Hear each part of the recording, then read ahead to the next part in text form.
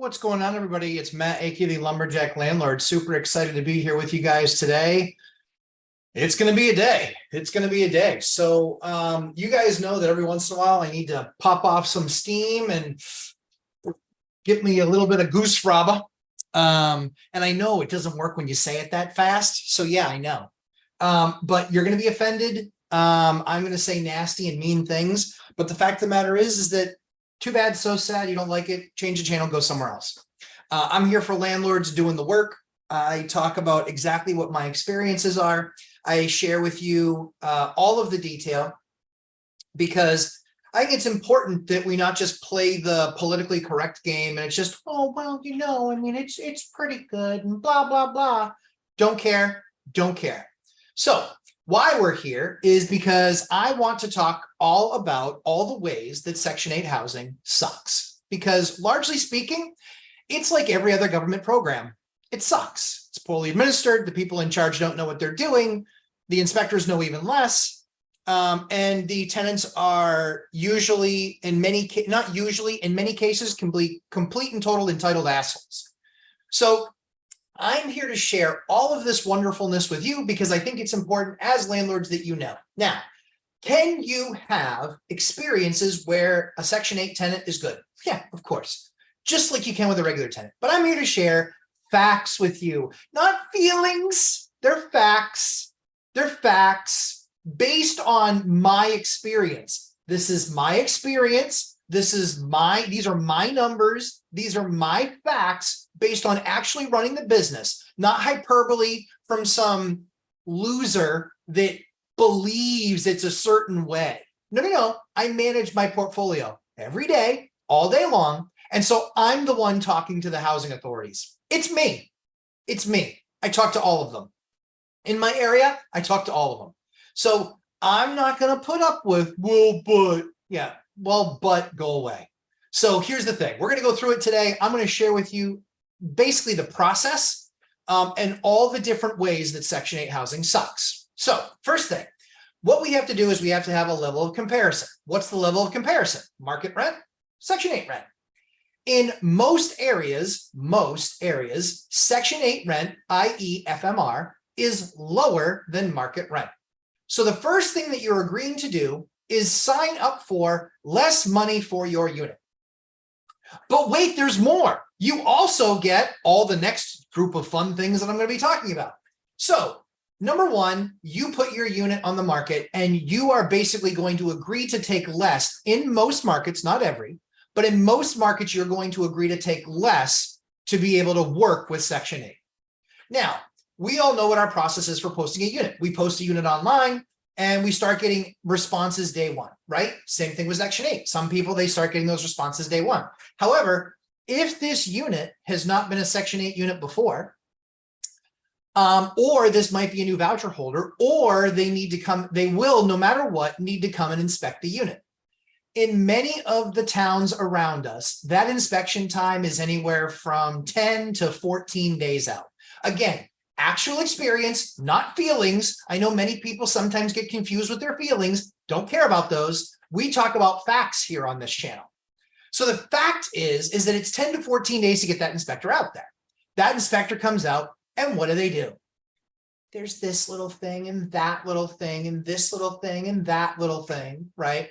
Meanwhile, their main complaint, affordable housing. We need affordable housing. Okay, would you just like me to rebuild the entire building for you and make it perfect? Right, then you can't afford it.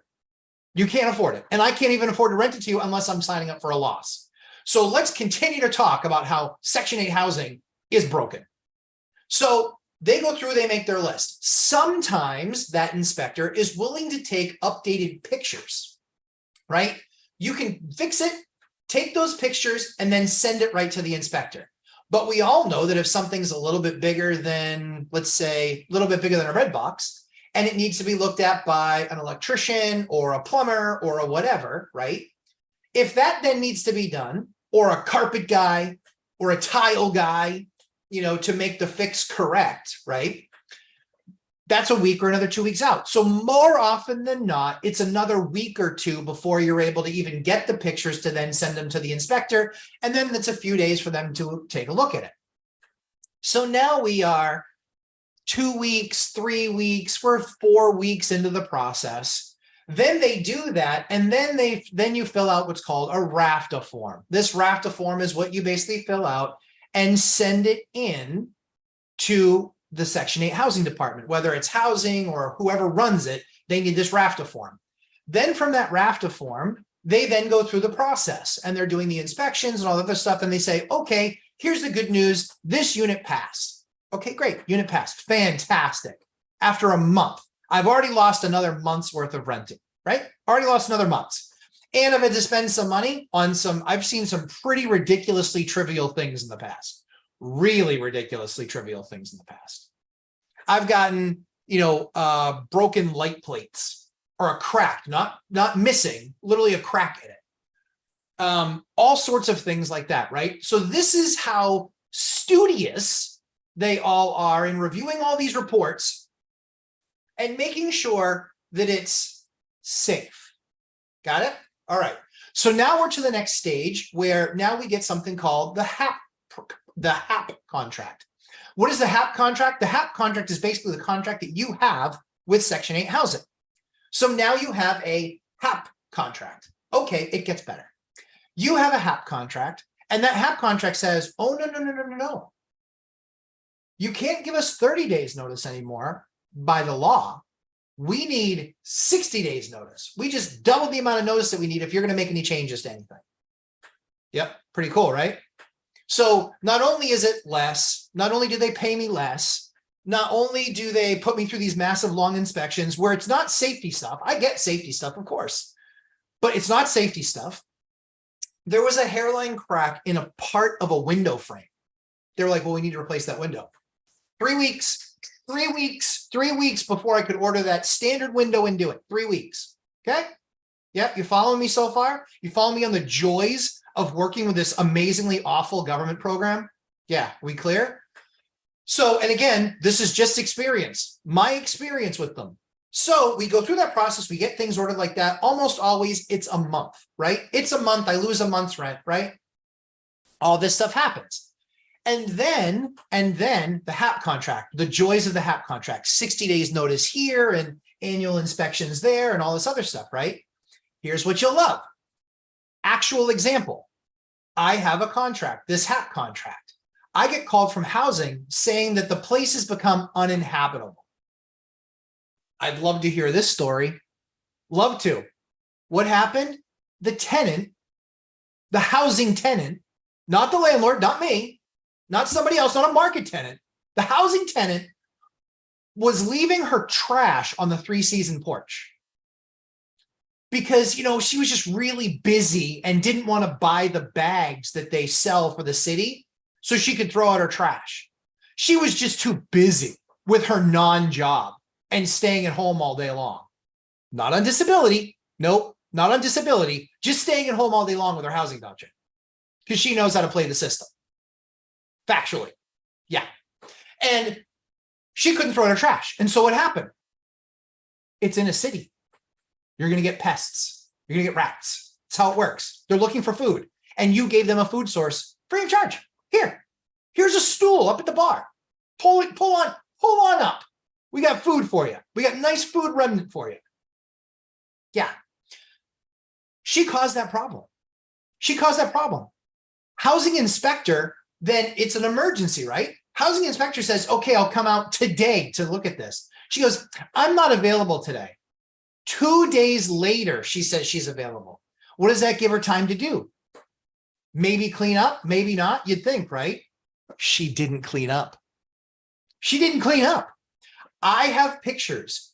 Another contractor of mine has pictures. A maintenance person has pictures of all this stuff on the porch. And you know what I got for a report from housing? They deemed it uninhabitable. And they didn't mention anything about her stuff on the 3-season porch. Not a thing. Not a thing. And so I write an email back with a level of incredulity. I don't understand. What is your inspector missing? I didn't cause the rat problem. I don't live there. I didn't leave my garbage on the 3-season porch. She needs to pay for that. That's up to her. Then they fought me on it. No, you need to take care of it. Well, I don't want damage done. So guess what I have to do? I have to go hire an exterminator. Hire an exterminator. Guess what? It's bad for her timing. It's bad timing for her. Oh, too bad, so sad. Did I wake you up from your nap or your 9 a.m. start to your day? Real people don't get to do that unless they're working third shift or work 2 jobs as it is and work second and third shift and they're sleeping late. All the power in the world to those people. Been there, done that, got the t-shirt. So in this process, I'm not getting any support from housing. Housing is supporting the tenant. Housing is supporting the tenant. This is not the first time this has happened. Nope. Housing in almost every scenario has turned a blind eye to the idiocies of their tenant. Blind eye. And they're just using me as a hammer. Then what do? They start calling code enforcement on me.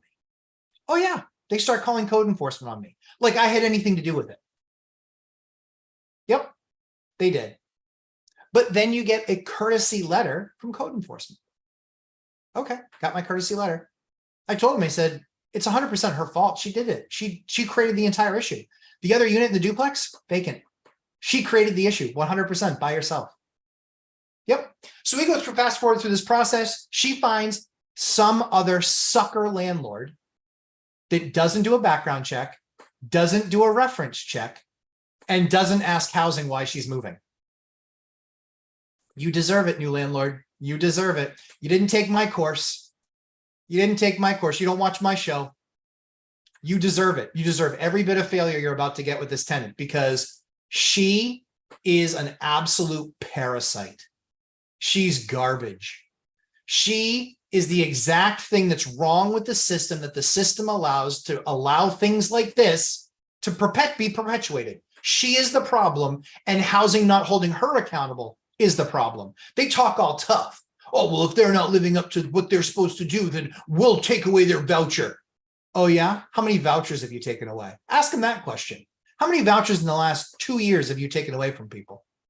Yeah, that's what I thought. So going into this, again, my job to share my stories with you, that's what you guys come for. I share with you my experiences. This isn't feelings, these aren't thoughts. But again, my good buddy Dion, this is something we fight about all the time and fight in loose terms. Me and Dion in a fight is kind of like, I disagree. That's our fight. But here are the facts. He has a tenant with an over 800 credit score that's in housing. One. He's got a couple of other tenants in housing. Totally cool. I have 24 tenants in housing.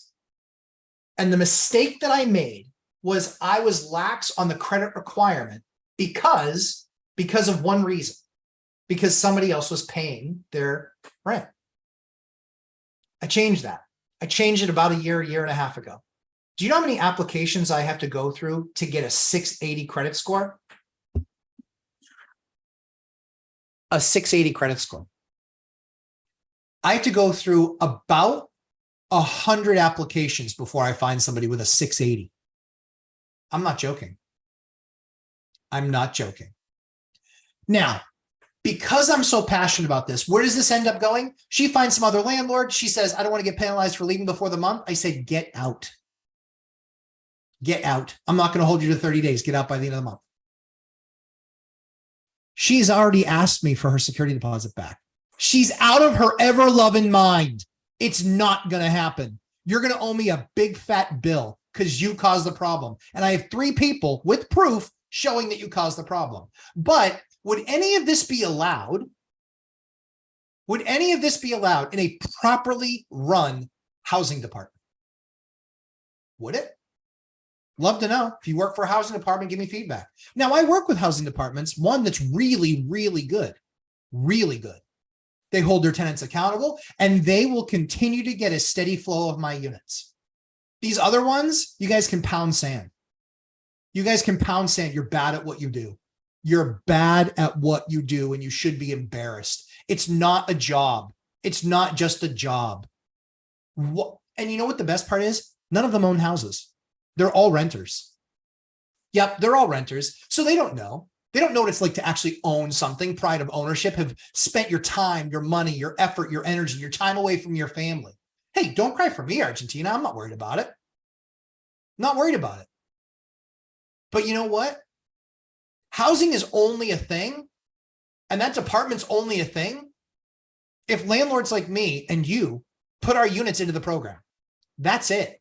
Without us, we got plenty of market renters. Plenty.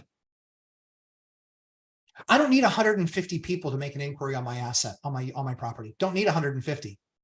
Nope. Because I only need one to take it. Just one. And I'm going to show you, here's the other piece. So many of these Section 8 tenants are entitled assholes. Yep, I said it. I'm going to show you a unit. Yep, I'm going to share with you a unit because I think it's that important.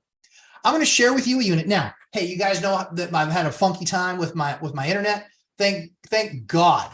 Thank God we have a service call tomorrow. Thank God, because it's been a nightmare. Oh, but I'm going to show you an actual unit. And I want to show you this unit. And I will then share with you the response of a Section 8 tenant. That her exact words were, we are going to be homeless on the 31st. We've been looking for a month. Our landlord's selling the building out from under us. I don't agree with that term, out from under us. It's his asset. You don't like it? Go buy your own house. But for us, we actually always keep that in mind, but we give people a ton of notice. You know what they do in return? They stop paying their portion of rent. That's what they usually do. Yep. That's a fact. You know, well, they shouldn't. Well, the rules say, yeah, I'm telling you the real world. All right. This is the real world. Not ponies, no Pegasuses, you know, no unicorns. This is the real world. No show ponies. This is the real world. I do love show ponies. I had a pony. All right. So I'm going to show you guys exactly what a unit looks like. Got it? Here's where it goes. Here we go. All right, you guys ready? Here we go. This is a unit. Dated cabinets. Yep. This is not the most recent picture because these we painted white and we changed out the outlets. But nonetheless, this is a unit. New LVP, all new paint in the unit. We painted the cabinets. So let's continue to go through. This is the tub. Brandy spanking new. Brandy spanking new, right? Beautiful. Spent the money to get it done. We'll come up here. We'll touch these items up. Washer and dryer. Living room. Again, kitchen. This is not a small place. This gives you a pretty good idea of the size of the place, right?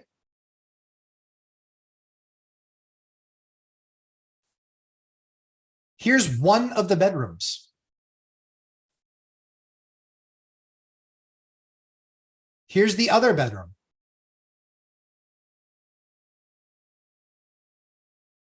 Are you guys able to see these pics now? Sorry. CJ, you guys seeing the pics? No? Yes? No? You should be able to see these pics. Oh, I see. Hold on one second. I see it now. I got it now. Here's what we're going to do. We're going to do, yep. More power. Oh, thank you. Let's see here. So you see the folder. All right. We're good there. Zoom in. Here's what we're going to do. We're going to do this. There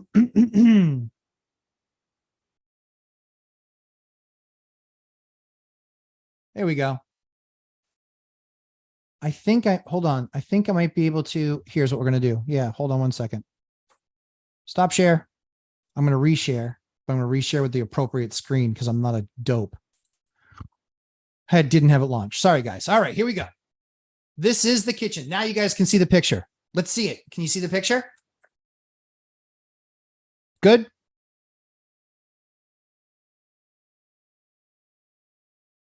I'll wait for one person to say good. I think it's good because it's green.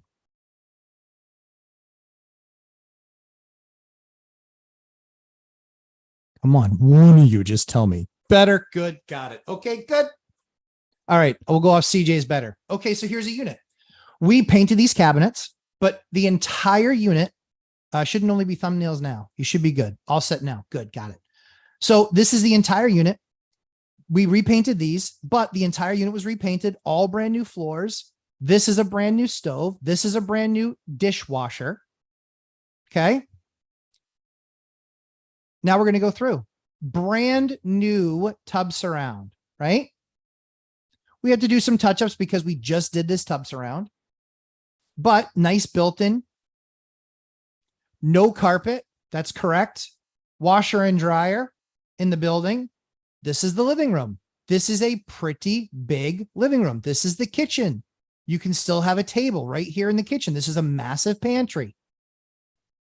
There's a view of the apartment, right? I don't know about you, but I think that's a pretty nice apartment. I know I would live there. I have no problem living there, especially because all of these are painted white. So now it's completely modernized, nice and pretty. Here's one of the bedrooms. Here's one of the other bedrooms. This is required right here. This is the smoke alarm system right here. We actually box these in as well.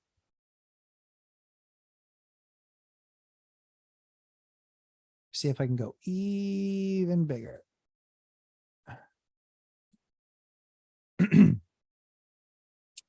This is a massive bypass door closet. All brand new doors, all brand new hardware.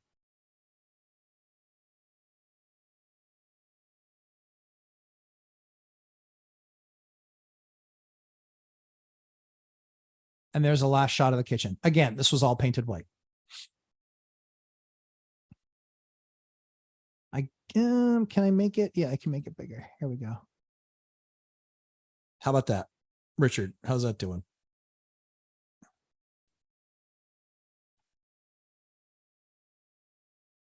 So these are all the pictures of the place. All new flooring, all new paint, all new doors. So this is the unit, right? Pretty nice unit, eh? Like I said, I would live there.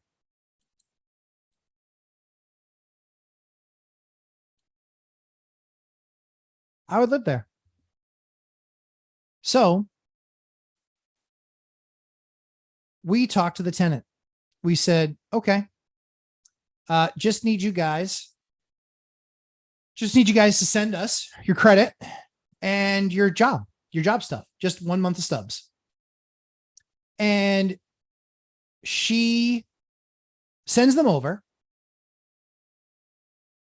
and she's got a 460 credit score. 460. Are you joking? Are you serious? You're busting my balls about my unit and you got a 460 credit score? How about having a credit score better than a corpse? How about that? Let's do that. You get housing paid for you. You get housing paid for you, and you have a 460 credit score. What are you doing? What are you doing? You want me to believe you make $3,000 a month with a housing voucher and your credit score is 460? Dude, get real. So to recap, I'm going to get my balls busted by housing.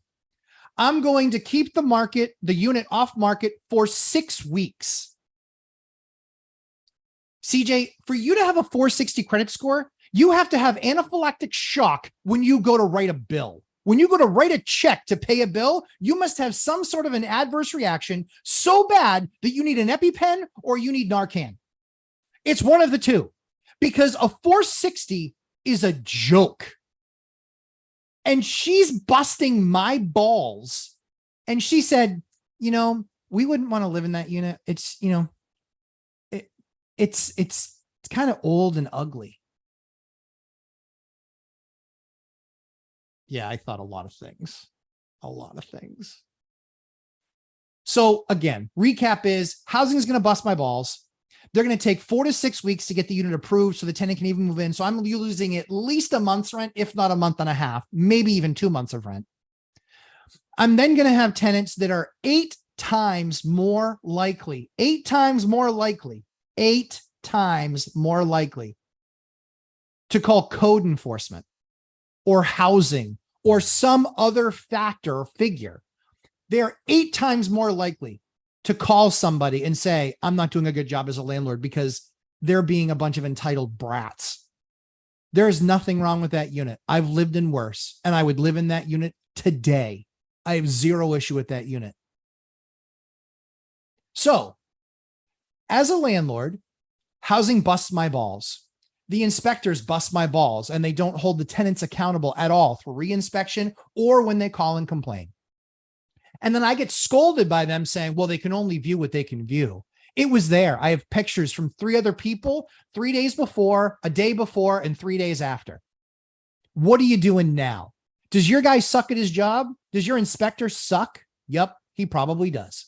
Then I have to deal with 8 times more likely that they're going to call code enforcement on me or some other managing body. And every little thing. I get complaints like there's a chip in the counter. I didn't make the chip. It was there when you moved in. I want it repaired. I'm not repairing a chip in the counter. I'm not doing it. Our lease says as it is, it's the condition that it's in at the time that you rent it. And that's what you are renting. If there's a chip in the counter, we have a 5-day clause that says, if you report something within 5 days, we are happy to take a look at it. Obviously not emergency stuff. So I don't want to hear that stupidity.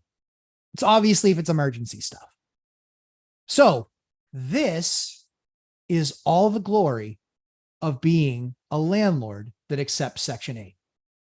Expect zero accountability, expect zero logic, and expect entitled tenants, and expect a complete lack of gratitude when you fix something, even in a timely manner. That's largely been my experience with the Section 8 program, and I have over 20 units in the program. Now, am I going to yank units out of the program? I'm not. There are plenty of good tenants in the housing program. Plenty. However, there is a larger share of that tenant base that is a more difficult tenant. Fact, not fiction.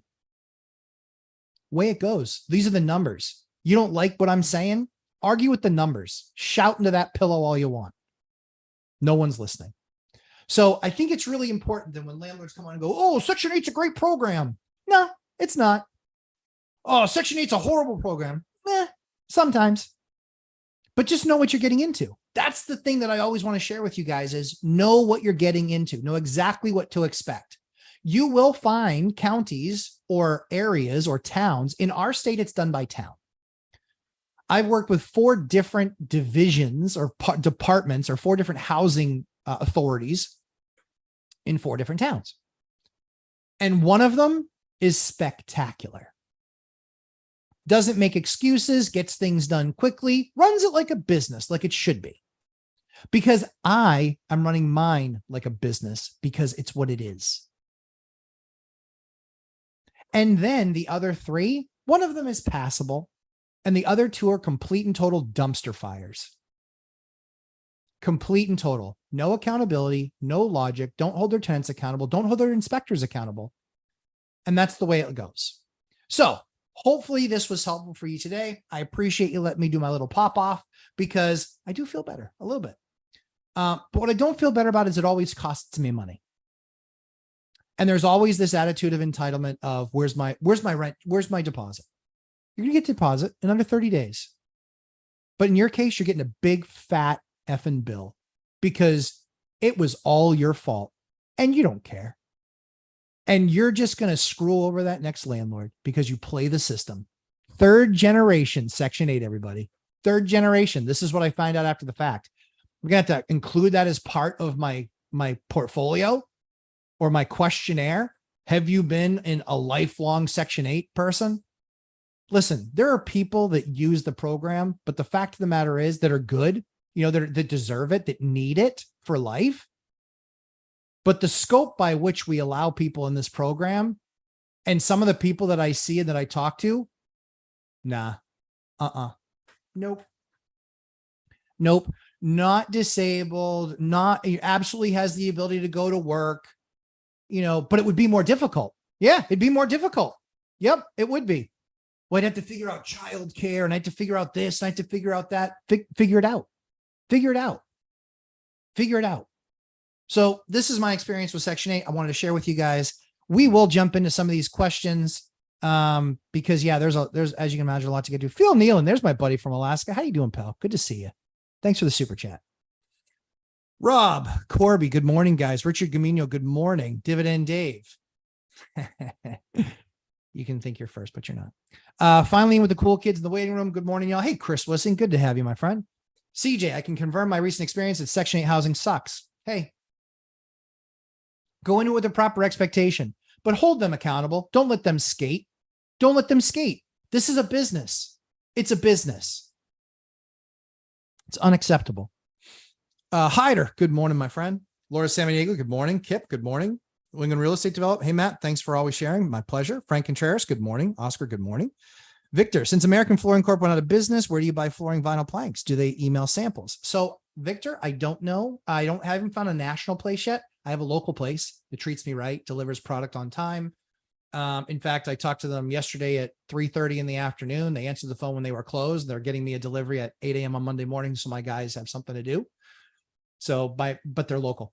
They're local. So I'm still working on a national source for you guys, and hopefully we'll have one for you soon. Sam Farho, good morning. BuzzTune, good morning. Josh Melby, good morning. Matt, need a new roof on my recently purchased house. Hack, located in northern Wisconsin. What questions, things should I be asking contractors? I have quote the job materials, etc. So the big thing is going to be, do you want to go with a metal roof? Do you want to go with 30-year architectural shingles? What I would be looking at is I would just be holding them to the standard 30-year architectural shingles. If that's the direction you're going, make sure that they're going to re-lead around the chimneys.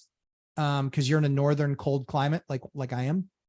So, 30-year architectural shingles, make sure that they're not installing it over old shingles, that they actually strip the roof, because you want to make sure that any pieces of plywood that need replacing, that they actually get replaced at that time. In many cases, installing shingles over another layer of shingles will actually void the warranty on the new layer of shingles. So you do not want to do that. You want to actually strip the roof down to its base, repaper it, and then put your new drip edge on, put your new shingles on, put your new roof cap on, and then re-lead the chimney, and that you should be good. So just make sure you have a consistent spec, because that's what you're measuring them to. You're not looking for the cheapest price. You're looking for the best value, which is here's what the job is. And then just make sure that, if you're looking from a Thumbtack or an Angie's List or something like that, or if you're talking to another landlord that uses them or uses them consistently, just make sure you have some sort of relationship that way, where they're either A, being graded by a website, or where it's other customer feedback,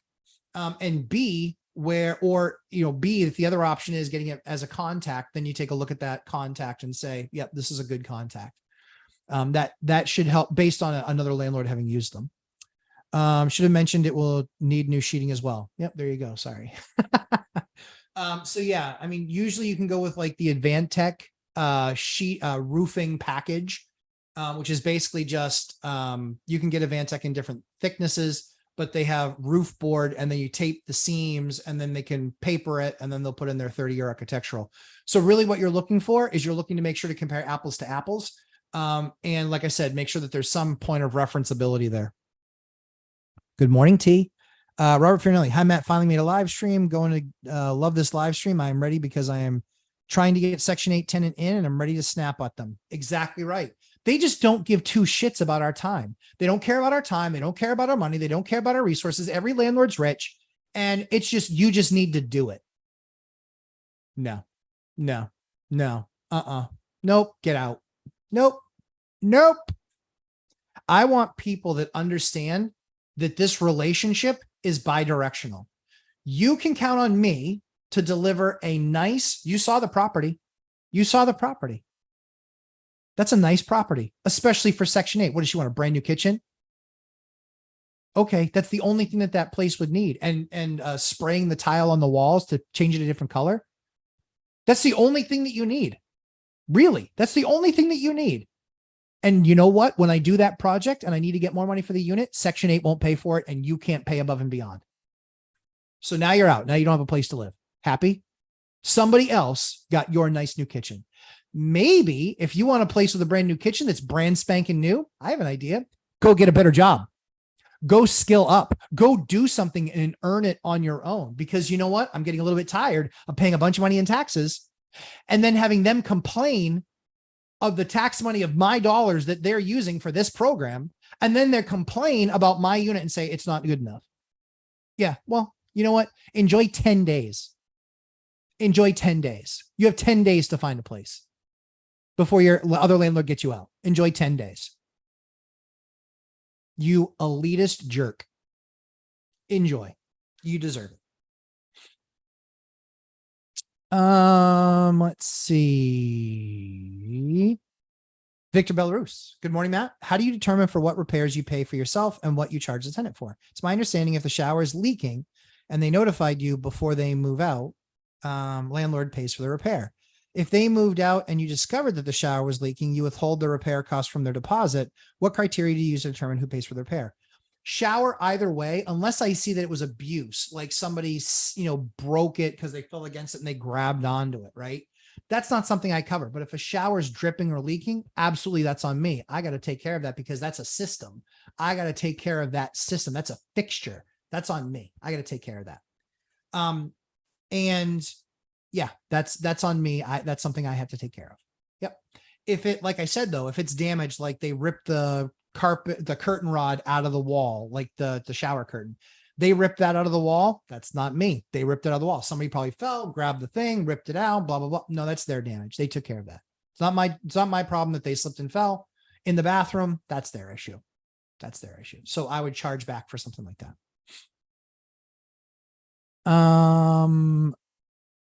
Nick, morning, Nick. RA Centers, morning all. Got some screens in yesterday after work. Couple more to go and no more flies. Love it. Good for you. Phil, again, thanks for the super chat. JNYC, hi y'all.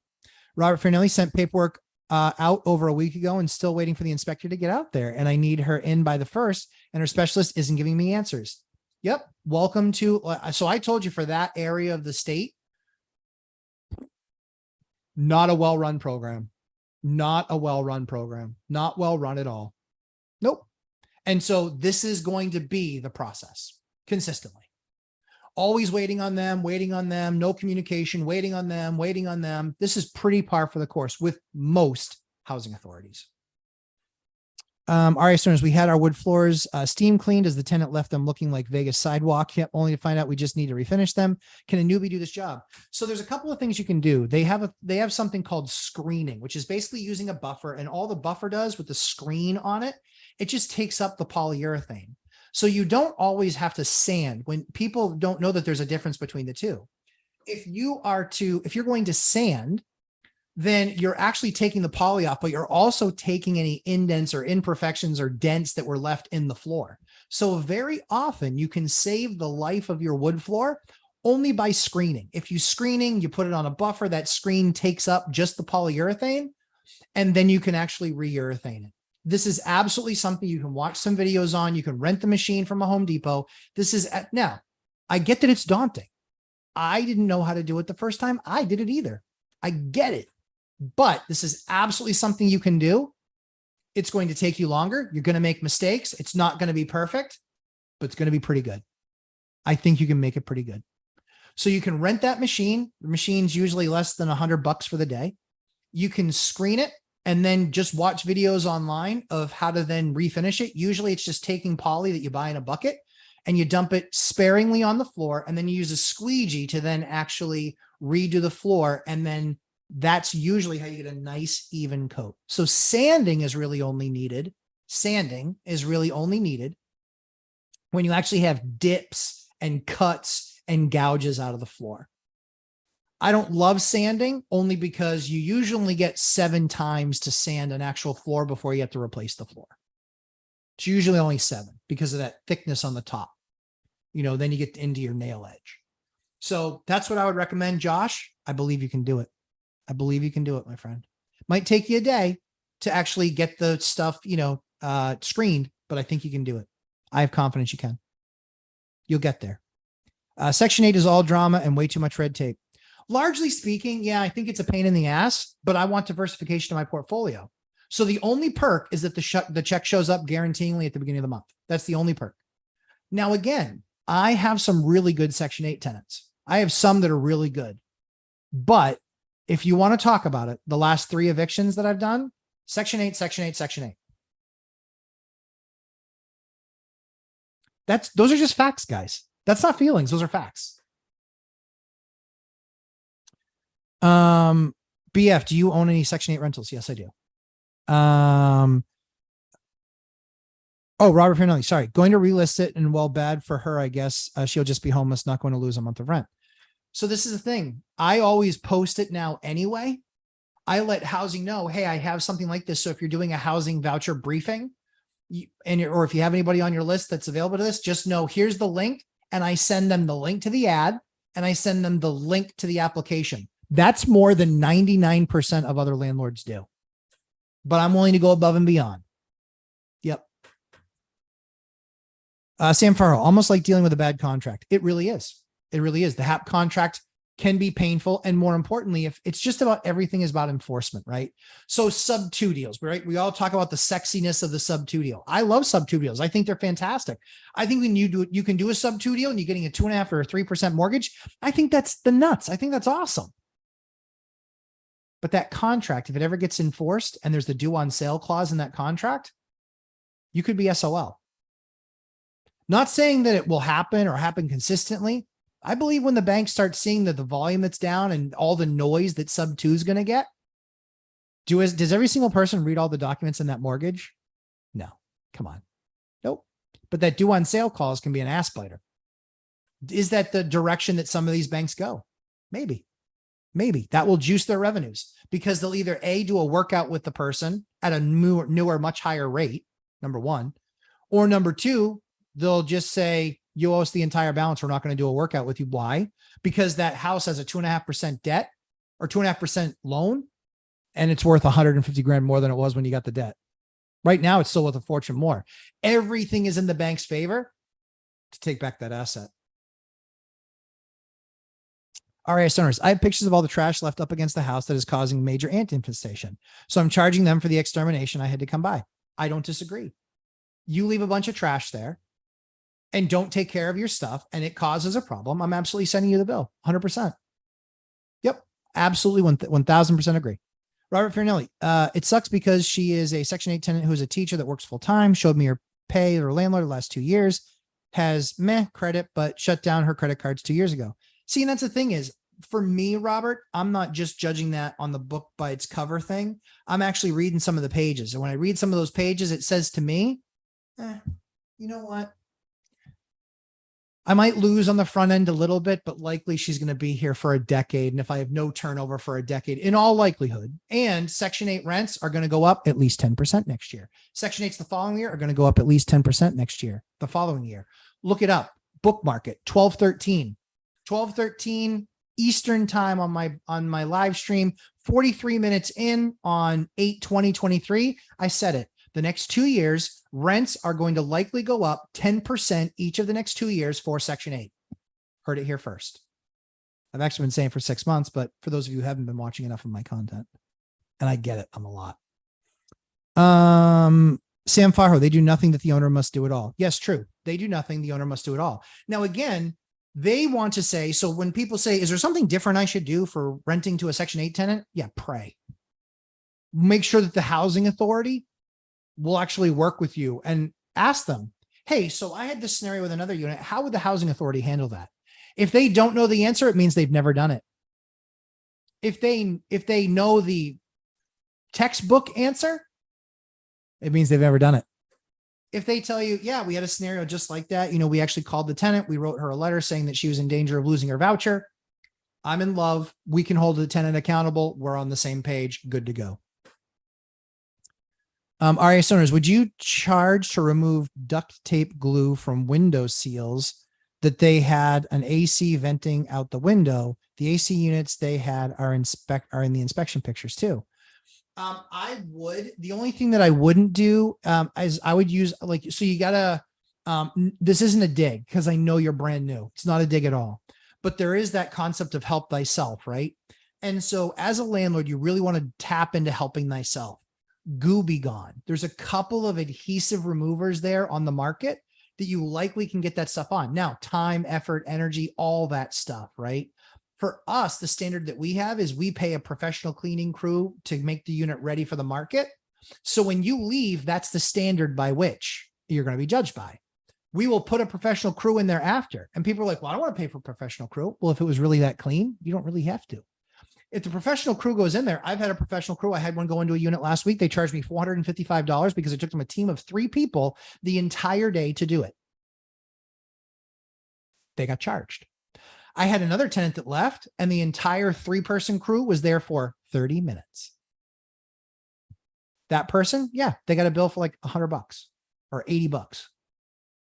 But I charged them. But I gave it to them perfectly clean by professional cleaners. They need to hand it back to me perfectly clean, like it was done by a professional cleaner. You don't have to give me a receipt for it.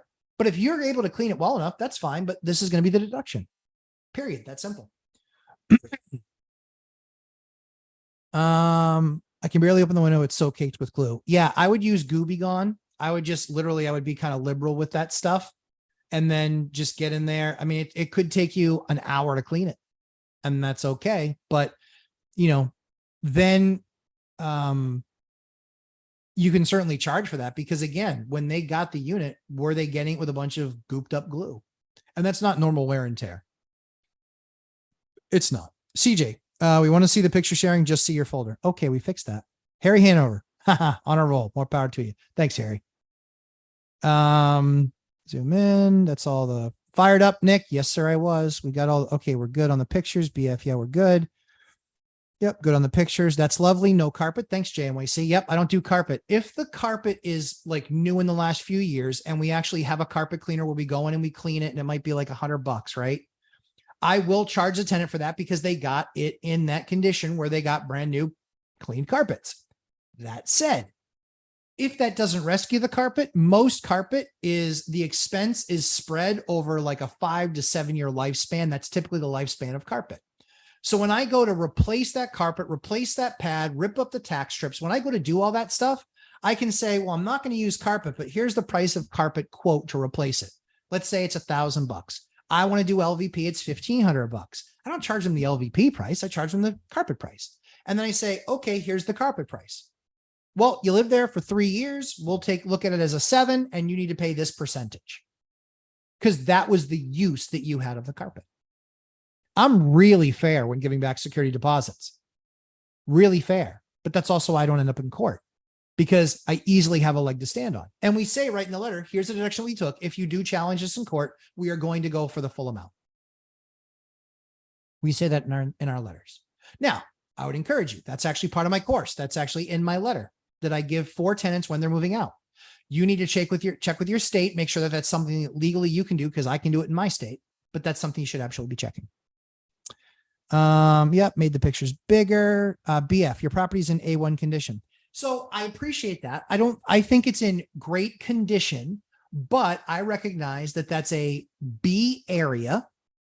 It's a B area. It's a good area. It's close to the river. It's like 5 minutes from downtown. You can walk there. It's a B area.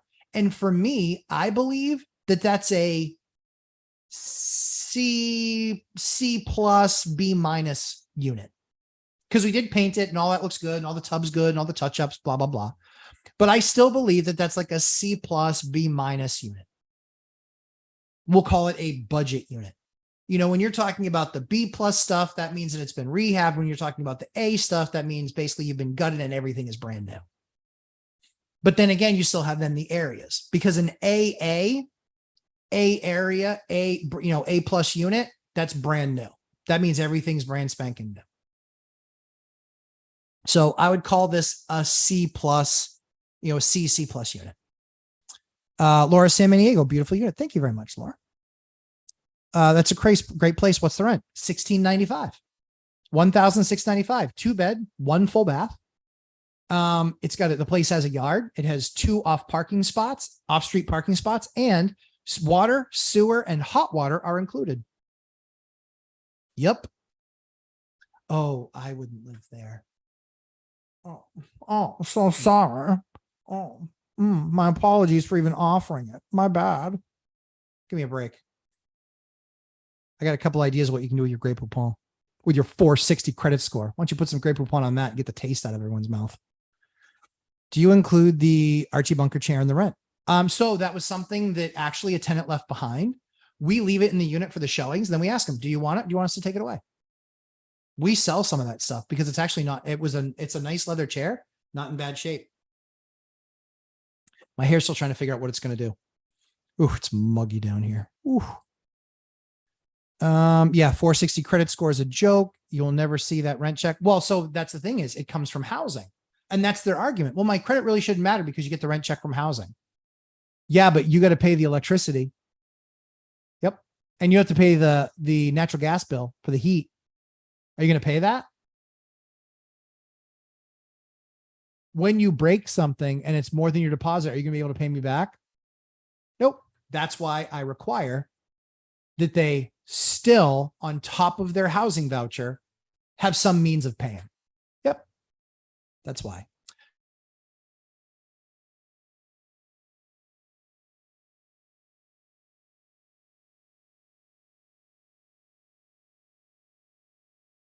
All of our units look like. Why? Because I can take somebody from this 2-bedroom unit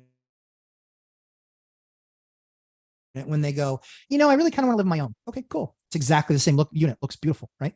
Or they upgrade to some of our higher end stuff where they're just like, hey, I want the brand new kitchen, the brand new countertops, still the same flooring, same color scheme, but higher end this or higher end that. So we're cool with that. But then they still feels like home to them. They're just like, it's nice. It feels like home. Right. And all you did was change addresses and pay more rent. So their issue was JMYC. They didn't like it. Like, yeah, we were really hoping for something newer. Yeah. Yep. Good luck with that. It looks like your baseboard and door casing are similar. I took out all of our base and casing because it was hammered. What's the difference? Yeah. So we use typically Marblehead casing on the doors, and we use typically a 7¼ inch base in the course. We talk about all of that stuff, how to build out your unit with the appropriate materials. So I know that you're in the course, so you can hit it all there in our material selection area. Yep. Richard Gamino. Very nice. Thank you, sir. Chris Wissing. Hope you replaced that wall tile in the bathroom. 460 deserves it. Chris, my bro, like this is right. Like you get it. Like I could have that stuff retiled to the tune of $2,000. I'm not going to take $1,695 for that unit. If I bring that unit up another, few points and I take it from a C+ to a B, I got to charge for that. It means I can get a B price. I'm trying to keep units affordable. If you're that bent about the color of the tiles, don't rent from me. Bye-bye. Ooh. Sorry. Well, I'm behind. I'm trying, guys. I'm trying. You asked so many good questions. Let's see. All right, sinners, no Section 8 for me, or at least until I have 100 units. So we didn't start doing Section 8 until we had like 80 or 90 units. Yep. I mean, and I think you should do yourself the favor, take my experience as part of your group of experiences, right? But have a conversation with the housing department, have a conversation with an HCV specialist, have conversations with these different people and get a feel for them. Like I said, I talked about it earlier in the stream. Here are some questions that you need to ask them. Have you ever done this? What was the outcome? How did it work? It's like a job interview. And if they don't answer those questions properly, then you've been taught that they're not going to take care of the tenant. They're not going to manage the tenant. It's 100% on you. And they're just going to let the tenant bitch, and it's going to be your problem to fix it. Matt, try Floor and Decor. They are big in Texas and other states, I think. So I've seen Floor and Decor. Pricing is all right, but like American was like that much better. They were like 15% better than Floor and Decor. And so I do want to go, and thanks, Sam. I do want to look for kind of national. That way I can make recommendations for you guys on national level. Angel R. Matt,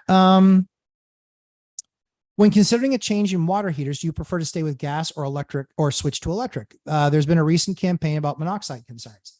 Yeah, they're always going to have those concerns. For me, if the panel can take it, I like electric. And the reason that I like electric is because the machines, the water tank's cheaper. It's then on the tenant's electric bill. So if it's a shared panel, I don't want it in the panel. And a lot of times gas is a shared resource in the house. And so, yeah, I want to put it on the panel. You just have to give them 30 days notice that you're putting that you're putting an electric hot water heater in, and it's going to be on their panel. You can't just arbitrarily do that. So yeah. Renee C, Section 8 would be my last choice of tenant profile. Thankfully, we can legally require a 700 credit score criteria as part of our rental requirements. So we do too. We actually require a 680. We do. We require a 680. Yep. And so we established that criteria after I started with Section 8, and I learned my lesson. I need to hold them accountable to the same thing I hold all the other tenants accountable to. That's a fact. That's a fact, Jack. Let's see. Jordan Harmon. What can we do to have a better relationship with the city? Get better employees there that aren't just clock punching. They got to care. No one's going to care as much as you. It's your asset. It's your family time. It's your hard work. It's your money. They're not going to care about it like you do. Some do. And those are the ones that I find, right? But I kissed a lot of frogs to find my couple of princesses. A lot of frogs. Yep. So you just have to work through that process with them. Interview them just the same way that they're interviewing you. They need units and you a lot more than you need them. Sorry, supply and demand. It's economics.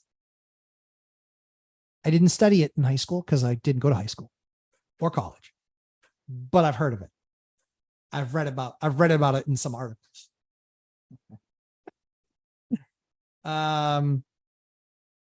Let's see. New England real estate discount. Oh, wait, sorry.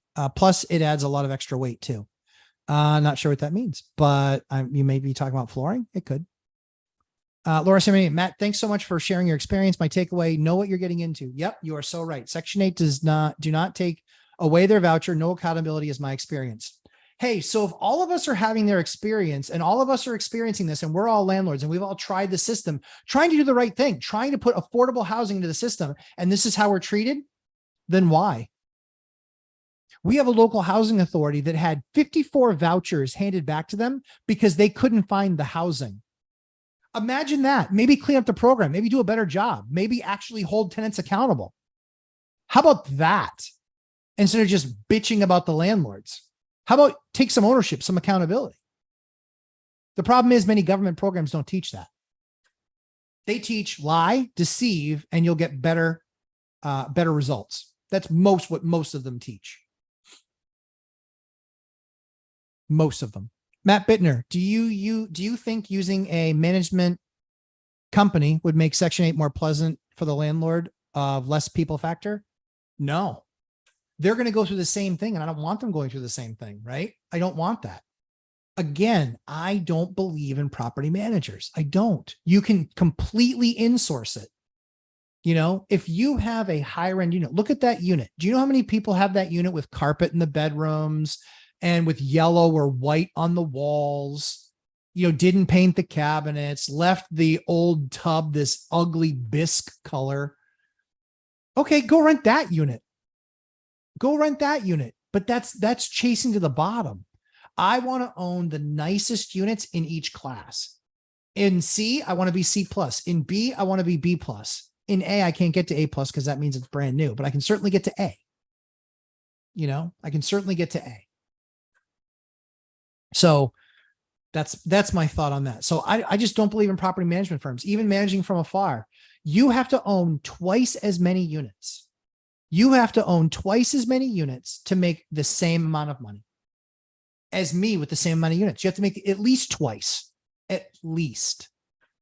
I don't believe in that. Take my course. It's a silly course, but take it. There's no way on God's green earth that my course doesn't save you $1,000. No freaking way. No way. No way. Roland and Crespo. Well said. All of it. Thank you, Matt. Holden, much appreciated. Traveling man. Joshua Coster. What do you think about the reshoring of manufacturing? How do you see it affecting real estate?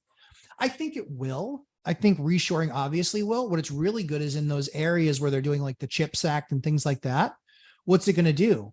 If you think affordable housing was tough before, a brand new firm or brand new company opens up 6,000, $100,000+ a year jobs, good luck. Good luck. Now, it might be 3, 5, 7 years before any of that stuff is built. But yeah, if you're in that area and that actually comes together and they actually get built, you're more than just a little bit screwed. So the challenge is finding where those areas are, finding where the desirable places are, and, kind of going from there. That's where, more kind of picking the market. But for me, I want high property taxes. I know you guys just were like, what did he say? Yeah, high property taxes. Why? The state's more aligned with me. Is the state of California aligned with its landlords? No. Why? Because they have Prop 13. Or 9, 13. No, it's 13. I think it's 13. Someone from California, correct me.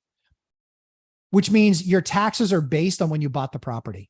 Yeah. So what's the idea there? Well, old people have owned the property for 30 years. They don't have to move because of their property taxes. Yeah, that's true. But that area doesn't get improved either. It doesn't take care of the cost of the schools that have been escalating for 30 years or the DPW work. Doesn't take care of that stuff. So what happens? State income tax needs to go up, budget shortfalls, laying off, more programs. Is the state now aligned with you to keep your house as a landlord? Nope. Why would they? Just math, guys. Just math. Best of Wealth. Good morning. Good morning, sir. Clintus. I want my property on Section 8, but the local Section 8 office will not answer their phone. What do you suggest? Really? Really? Seriously?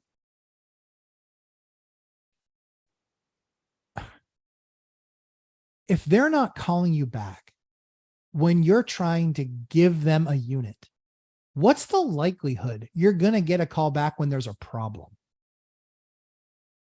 0. If someone won't return your call when you're trying to help them, what do you think the likelihood is that they're going to give you a call when you need something? Hey, there was a screw up on the payment. Hey, the tenant's being a problem. Hey, we need to do reinspection. Hey, where's my new rent increase? They're not going to ever call you back, dude. I mean, I'm not trying to be rude, but the writing's on the walls. Believe them. Believe the way that they're behaving. Believe that they haven't made your call back. Believe it. That's what's happened. That's what they're doing. You're trying to give them a unit. Believe that they're this bad at it. They're proving it to you. They're giving you all the information you need to know to make an informed decision. Believe it. Julie Anderson, good morning. Loved your Section 8 rant. A compilation video of landlords ranting would be fun. Yeah, it would be.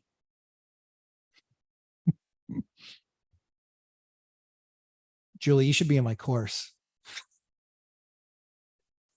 Corby Carter, gotta go. You kids have fun. I'll catch the replay. Corby, good having you as always, my friend.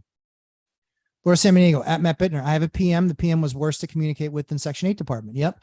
Talk about shouting back and forth at each other and getting nothing done, but wasting your time and money. Awful. I need to get involved in order for the PM and Section 8 department to take action. See what I'm saying? Like, it's ridiculous. RES owners, thanks, Matt. I'll check out the buffer instead of the sander. Yes, sir. Not the buffer, screening. So when you go into Home Depot to bar or to rent the piece, or you go into an equipment store to rent something, say, what machine can I use to screen the floors? Very often it is a buffer, but it's with a screen, not with a buffer. You can't buff that out no matter what you do. So you really want to actually screen it. Just want to make sure, Josh, that you get it.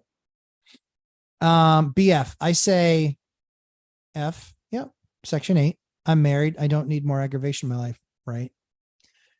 I mean, again, at the end of the day, I have some that are very good. I have a department that's very good, but I have some that are absolute atrocities and the entire staff should be fired. Now, I think it might be the actual executive director who's running that branch. I think he might be a moron. I think he's that bad at what he does. Yeah. He's the big blowhard that's always in the paper talking about how landlords need to step up. I have an idea, pal. Why don't you step up? You're a bucket of suck. You wouldn't know how to do your job if you had a tutorial given to you. You wouldn't be able to execute. It's a joke. I love it when they come after landlords like it's our problem. No, it's your problem. It's your job. You're supposed to fill the units. Why aren't you filling the units? Because you suck at what you do. Take some accountability. Take some ownership. You're the problem. JMIC. I've done that poly refinish. It's easy. Yeah, exactly. I did it with 2 friends and we had no clue what we were doing. Easy. Exactly. Look it up on the internet, Josh. I know you can do it. BF on Section 8 rental. How much does the government pay and how much does the tenant pay? It ranges based on what their income is. I am far more likely, from my perspective, I want to see that they have a job because I want to see that they're willing to work and put into this. We certainly take people all across the spectrum because what we care most about is our requirement. Credit score, 3x income. That's how we manage to that. But if you don't have 3x the income of your responsibility, you don't qualify. Ironwood Workman took the message back. That's okay. Ironwood Workman, Gooby Gone, time saver. Yes, sir. Gooby Gone is not a sponsor of this show. However, I would welcome their sponsorship because their product is the nuts. Use a heat gun. Yep, you can do that too. You can do that too. You know what though? The heat gun can work, but the Gooby Gone's pretty good by itself, but you can use a combination thereof. Yep. Key, good morning, my man. Key on the prowl. Love it. Good morning, Matt. Good morning, Ninja Vanish. Angel R, I'm starting to feel burnt out from doing all the repairs myself. I get it, but you can hire a handyman to do those repairs. Just recognize where does it put you. I did all the repairs in all 60 of my units for the first 17, 18 years of my journey. 17 years. Did them all. Yep, did them all. And was it tiring? Yeah, I had a full-time job too. It was exhausting. But you know what? 46, and I can do whatever I want the rest of my life. Spirited MB. I'm a newbie owner, but older. So I've been seeing the ways of the world. Love it. I would never partner with the government. That's largely what it is. Not inaccurate. Bobby Simpson, when tenant leaves and they professionally clean, but you have to do repairs and repaint unit, will undoubtedly get dirty again. Do you professionally clean again? If it's been professionally cleaned, little repairs, depending on what it is, like little spackle and things like that and sanding, that can literally just be, vacuumed and then wiped up off the floor. So I don't re-clean after that. But technically, if they leave and have it professionally cleaned, but then I have to do repairs, they didn't do those repairs, then those repairs, if I make another mess again and I have to go bring the cleaners back in, then I would send them the bill for that. But if it's that minor, I would just take care of it myself or have my guys take care of it. I scrolled too fast. My bad. There we go. Morning, Matt. Good morning, Bobby. 66 here, guys. He's given good info. Show some love. Hey, thanks, Ironwood. I appreciate that. I always try and give good info. It's my experience. If you don't find it useful, you're probably not investing right. I'm kidding. Relax. Matt Bittner, putting a subject to house into a land trust reduces the risk of doing sales call. Reduces, agree 100%. Eliminates, not. That's all I'm concerned about is the elimination of it, right? And I'm not saying that we'll even get there. And what's the chance it even happens? Less than 5%. But that's a lot. If you own a bunch of properties sub 2, that could bite you in the butt. That's all I'm saying. Ironwood Workman, 72 now. Love it. Angel, I'm the foreseeable future. Do you see smaller units being more popular than 3 beds and up? Thank you. No. Nope. I see families sticking in units longer, which means they need more room, not less. So what do people build when they build stuff? They build studios, 1s and 2s, right? So I want to be the outlier. I want to be the 3s, the 4s, and the 5s because nobody builds that stuff anymore. Not for rent. So if I'm there and I can deliver a high-end and curated great experience with a high-end product, I'm going to command a premium, not a reduction. But again, this is where I believe in diversification. My entire portfolio is diversified. I have studios, 1s, 2s, 3s, 4s, 5s, and 6s. I have 2 6s. Diversification. Diversification is absolutely 100% the name of the game.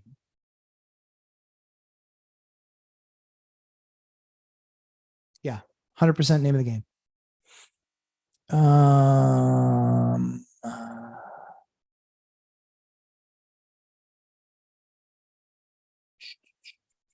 Sam Farho, where do you store all your properties in for? How do you make sure they don't get erased or lost? Info. Oh, info. Yeah. We send it through email, so we have it backed up there. We have it in our property management system. And we also back up our PCs to a hard terabyte, like a 10 terabyte drive. You can just literally do a backup and put it all there. Yep. That's what we do. That's what we do.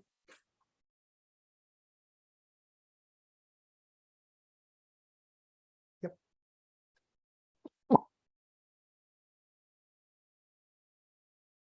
Sam Farho, would you say empty a 401k and do REI with that money? Looking for the math. Nope. I don't, that's a massive financial advice decision. No, I have a 401k. I didn't do it. Yep. I have a 401k, but I didn't do it. All that money gets pumped into the account. It's fine. Don't care. Now, I am different. I negotiated that money goes into that account and I don't have to match it. Because I don't have to match it, that money automatically goes in the account.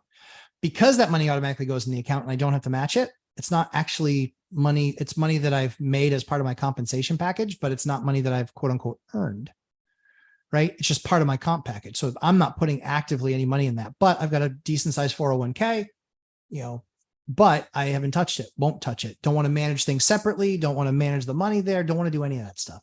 So for me, I have enough assets. I have enough cash flowing assets. I have enough stuff going on where that will just be extra money. Let's see. What do you usually buy from Home Depot? Oh, Sam, so much stuff. Like we spent so far this year, we spent about 35 grand there, 40 grand there. Some stuff we bid desk, some stuff we buy on the daily. But usually what we've done is a pretty good job of stocking our service truck. Because we just bought a service truck this year. We stocked our service truck and we cut our Home Depot trips from 17 a week down to 4, maybe. So, yep. Paula Maggie. Good morning, Matt. Good morning, Paula. Key, supply and demand. I heard about it. Highlight statement. Yeah, I've heard.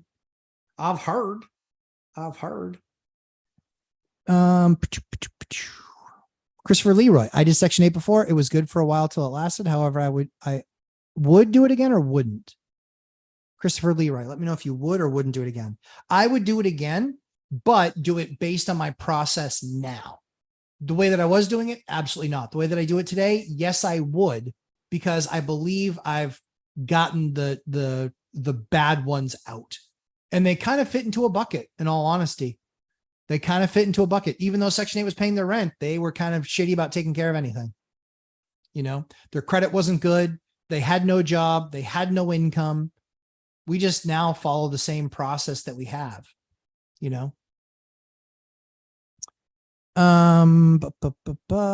Ironwood Workman. When they go after landlords, it looks like NY. Yep. New York, California. Not really good for anyone. Totally true. Key, yes, I can confirm Matt's course just saved me $600 this month and save more money on the way. Thanks, Key. $600, 1 month. 1 month. That's not a bad ROI. Victor Belarus. Hi, Matt. Thanks for the wisdom. Victor, you're very welcome. My pleasure to have you here. Let's see. The average home ownership is 5 years. People move for whatever reason. True story. Chris Culp. Hi, Matt. Chris, what's going on, my man? Excited to have you here. We had a late night session last night in the boot camp. We went from 8 to about 10:40. So about 2 hours and 40 minutes. I know I only say it's an hour. It's not. It's more like 2 or 3. We've done a lot more courses and a lot more classes that were 3 hours than were 1. Let's put it that way. I don't think we've ever done one that was a 1. Victor Belarus, any chance to see discounted price in your course during Christmas time? Nope. It's only going to go up. It's only going to go up.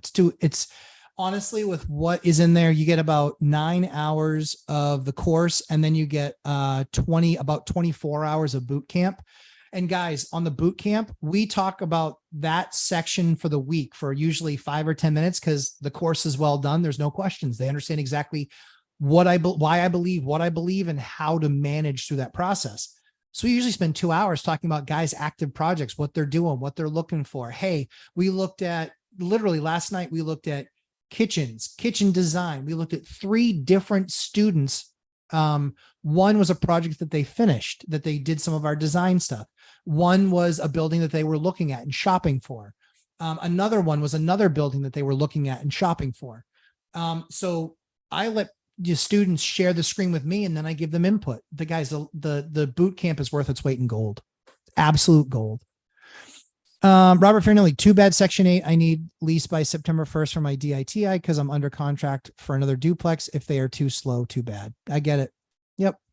Ironwood Workman, you might be able to get, Robert, you might be able to get something called an LOI, a letter of intent, that might count as rent. That way the bank doesn't penalize you for a low DTI. I would just ask the bank about that LOI, letter of intent. A lot of times that works on commercial properties. I've done it maybe once or twice on resi, but I know it works on the commercial side. So take a look at that, see if that helps you. Ironwood Workman, largest data center on the East Coast is being built in West Virginia right now. It gets all the power from surplus energy. Yep. From the hydrogen plant. The same plant will also power the state-of-the-art green houses. I'm not sure how the hydrogen fuel will be used. How would you approach?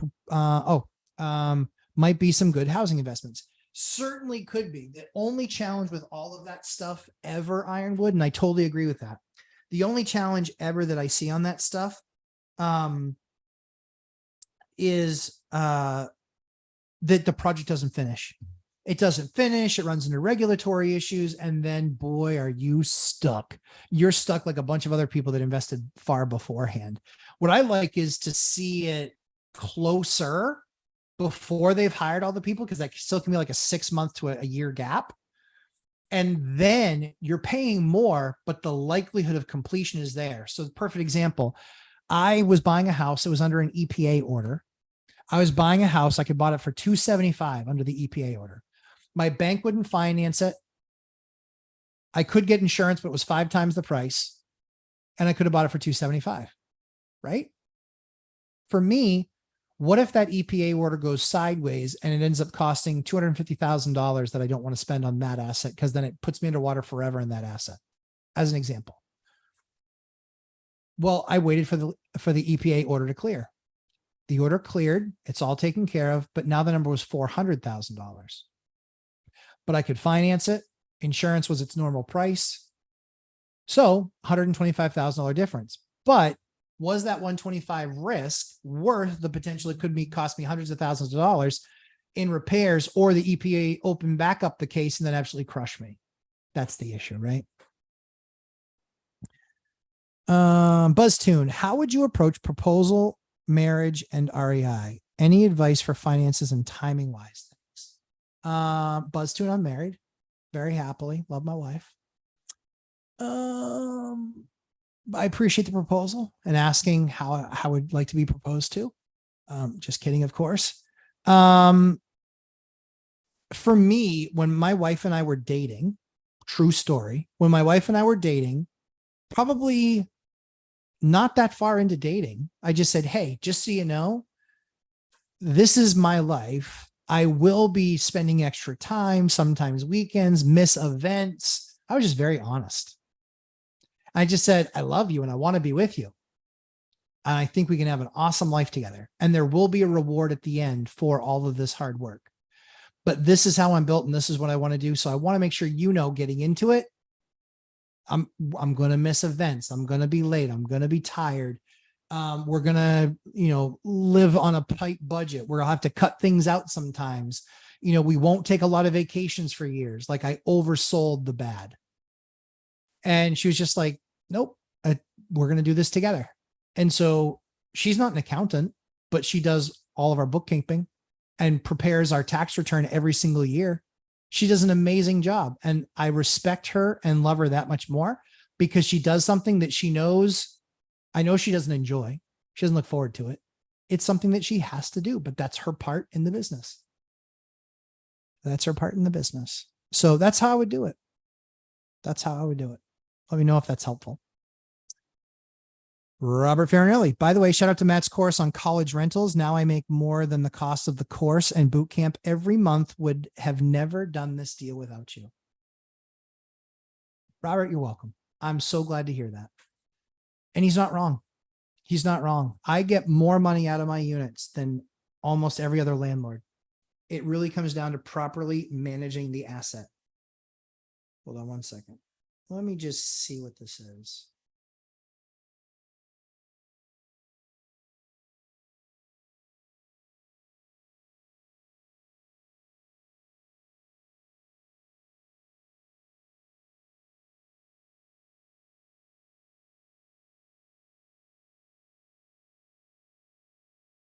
Okay. Yes. Exactly who we're looking for. So these are the kind of people that we want to help. Obviously, I'm not going to share the name. Hi, I am very interested in this rental. I'm a single mom with a 7 and a 6-year-old. I am working professional. I lived with my children's father for 7 years. We split in the fall and I moved in with my parents. Unfortunately, they are getting divorced and the house is selling. My children go to school in X district and are involved in a lot of activities. So being close to X district is very important to us. I would love to chat further. I don't really have any rental references. As I said, I live with my children's father and then with my parents, but I could get work references to my level of responsibilities. I have a 750 credit score and my monthly income is take home is $4,700. Let me know if we can look into this further. Respectful.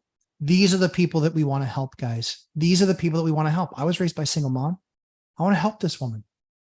She's got a 750 credit score. She's going to pay her rent on time. She's taken the time, the effort, and the energy to maintain a 750 credit score. Income, it's really close. It's really close.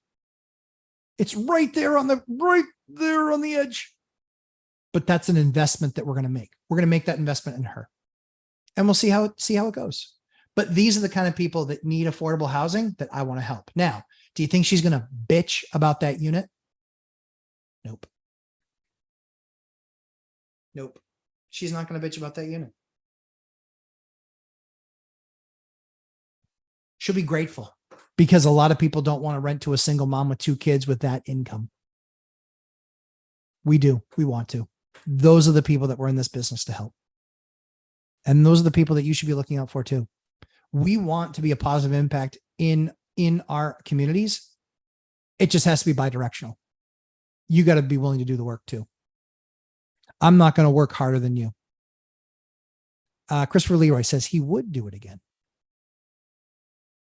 Sammy Farho, an issue here is heat. So usually a 2-story house has a second floor 10 to 15 degrees hotter. So thinking I would add 2 AC split unit to the second floor to make it cooler. Shouldn't be that much hotter. It shouldn't be 10 to 15 degrees hotter upstairs based on the first floor. Shouldn't be that much hotter. But you can fix that with better insulation, ventilation. I would look at what the core problem is, and then I would try to address the core problem, not just mask it by putting in two additional split units. Sorry. Break right. Janitor on fire, LVP. How much extra to purchase? 10%. Extra to purchase over what? Janitor, I need 510 square feet. Should I buy 560? Got it. Depends on how good your floor guys are. What I would do is I would buy 20% extra. I'd buy 600 feet. Usually they're 23 square feet a box. So you're probably 24 boxes or so, 25 boxes. I probably buy 30 boxes. And then when you have stuff left over, here's what you do. You don't return all of it. You return all but a couple boxes. That way, when somebody damages the floor, screws it up, you don't have to rip up the entire floor. You only have to pull up the few pieces, put it back, and then you can charge them for the labor and charge them for the material that you had to change out. That's what I would do. Good, but good.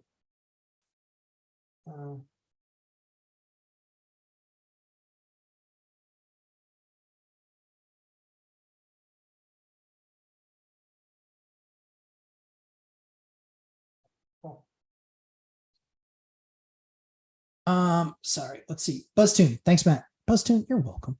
Always welcome. Sorry, contractor guys.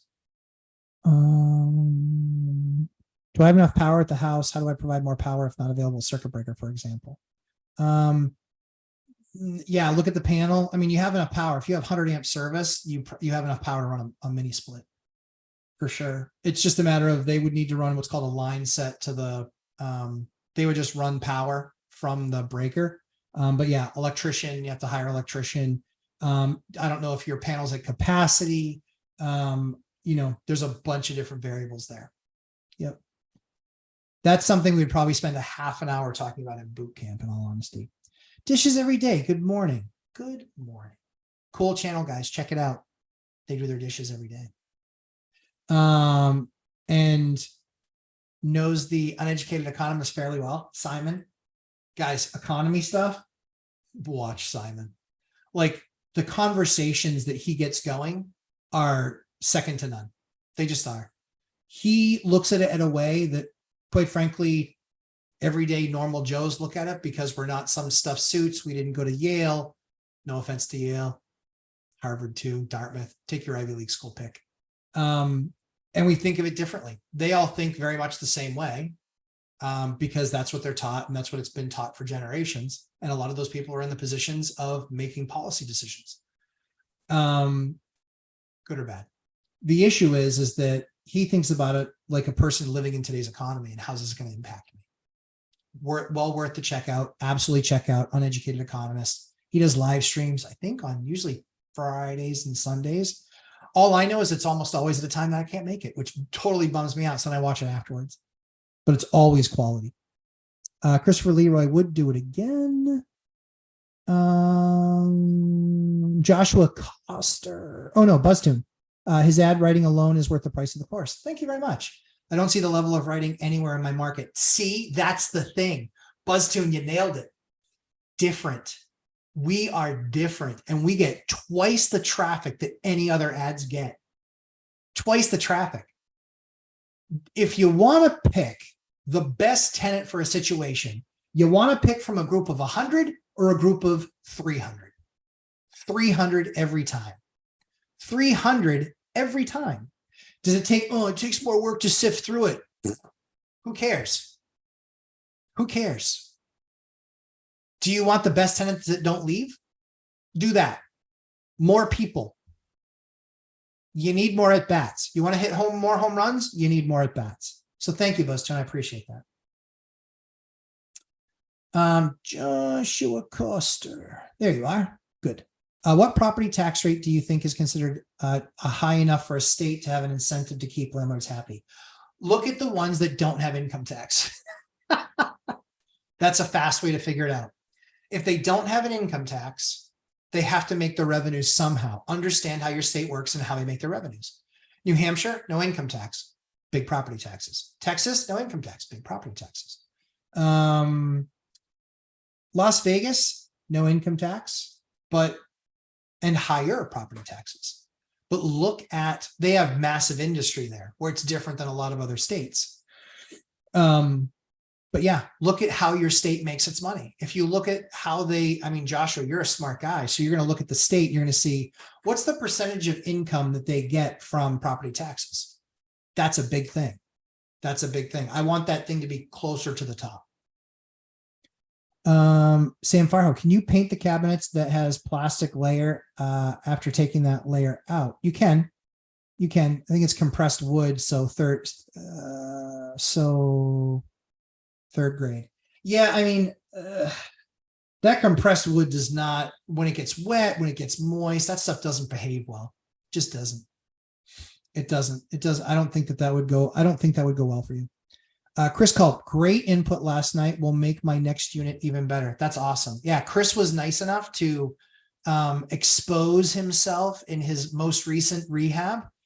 And there were 3 or 4 things that I pointed out that are going to make his next one that much better. Less expensive, lower maintenance and maintaining of the asset, and curating a better experience for our tenants. It's all of those things that we care about. BF, this woman sounds like a good tenant, and I would run the credit and background check on her. Yep, exactly. Well, so we don't want them to pay. I don't want a single mom that to pay to run credit. She can get her own free annual credit report and send it to me. If it's 20 days old or 30 days old, she can send it to me. We tell people to go do that. Hey, you get your free credit report. It's free. I don't want to charge for it. Send it to me. Send me a copy. I want to reduce the cost and the drag by which it takes for you to rent from me. I just need to, trust but verify. That's all. People do what's inspected. Now it's expected. BF, what kind of paints do you use to paint wood stained cabinets?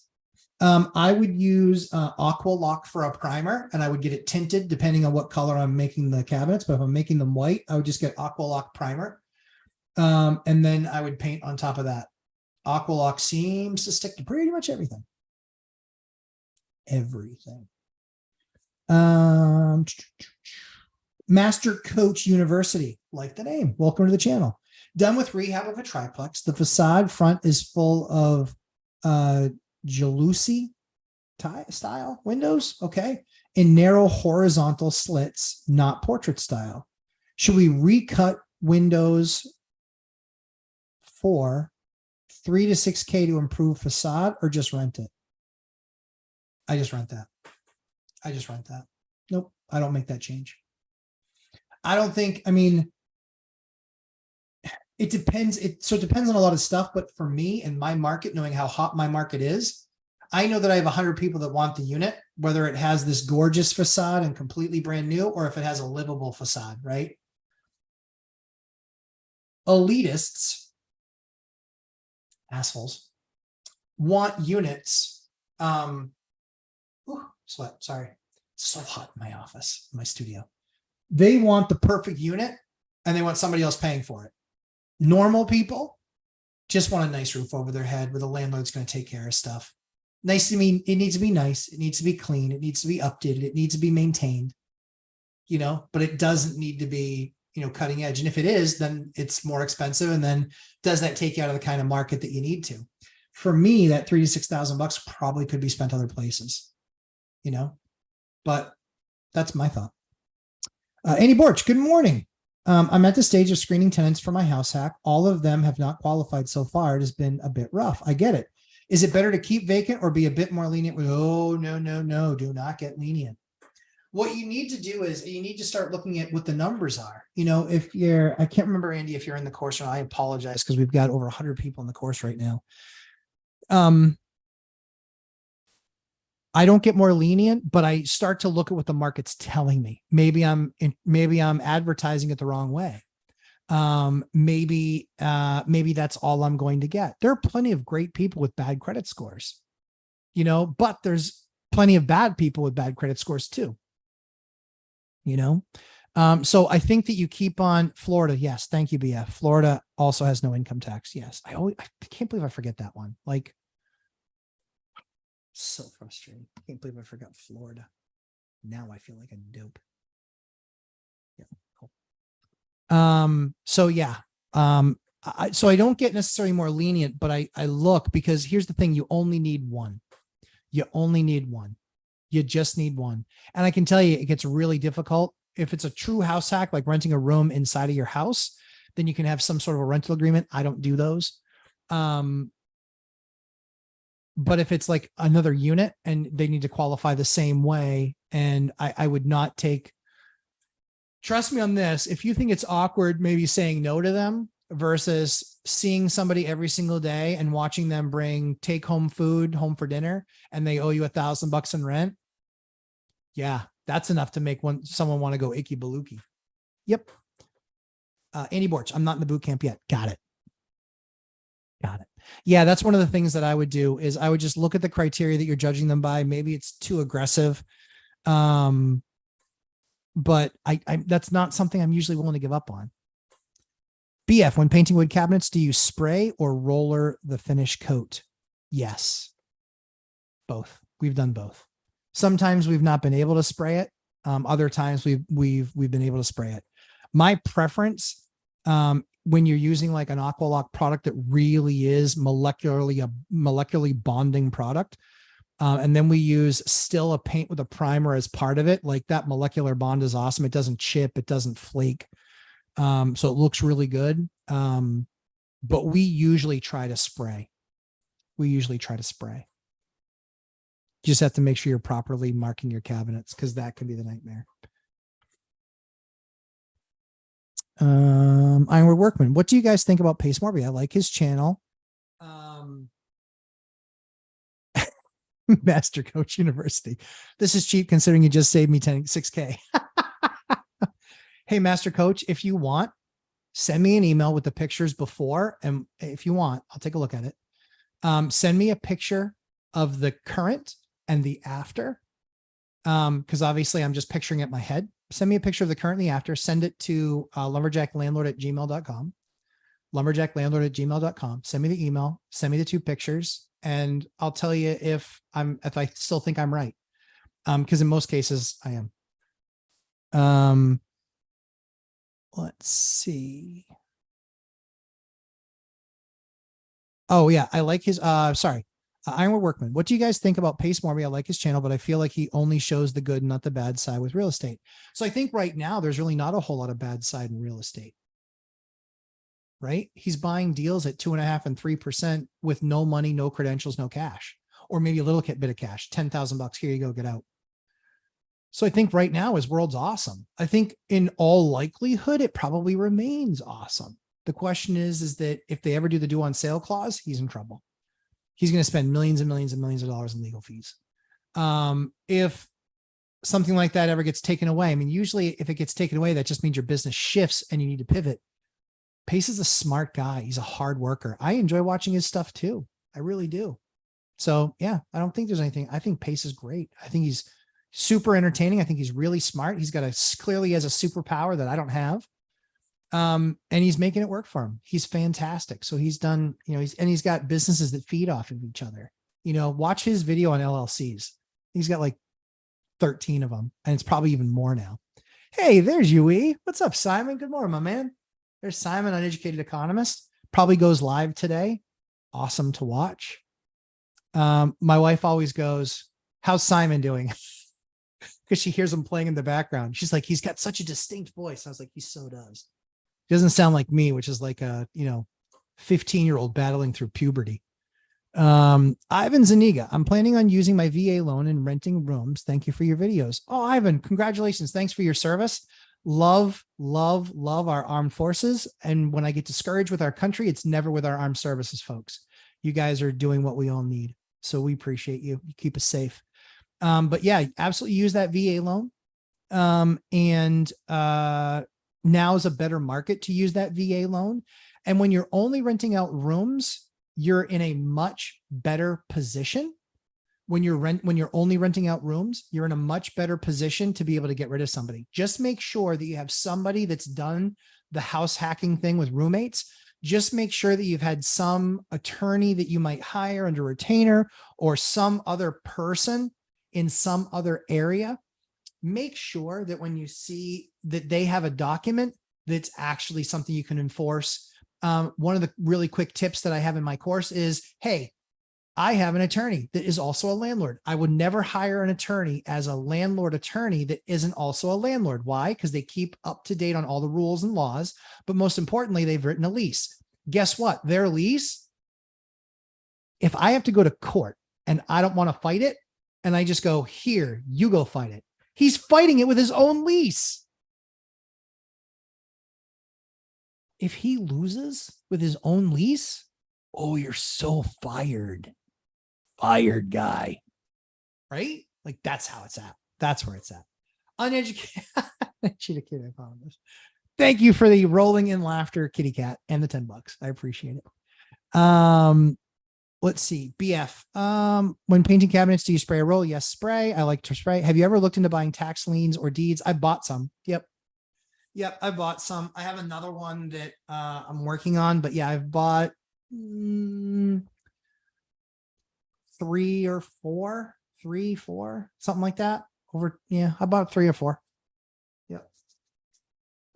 At BF, if you spray the finish, spray the primer as well, it will look better. Agreed. Yep. I like to stick with one or the other.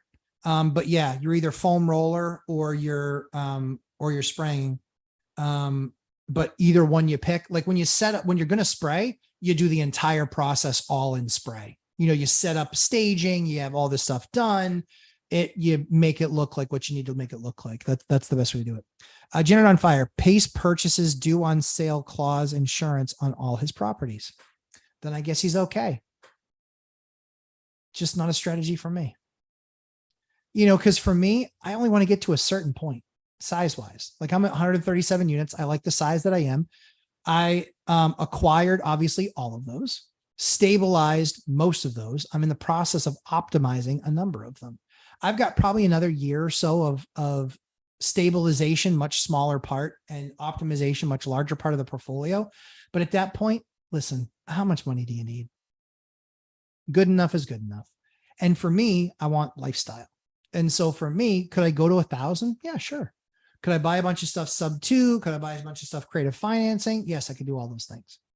But with how I am now, I can run something small. I can manage most of what I have with a little bit of help from others. That's what I like. Yeah, exactly. Ironwood Workman, how big do you think that policy nut is every single month? And here's the thing, real quick.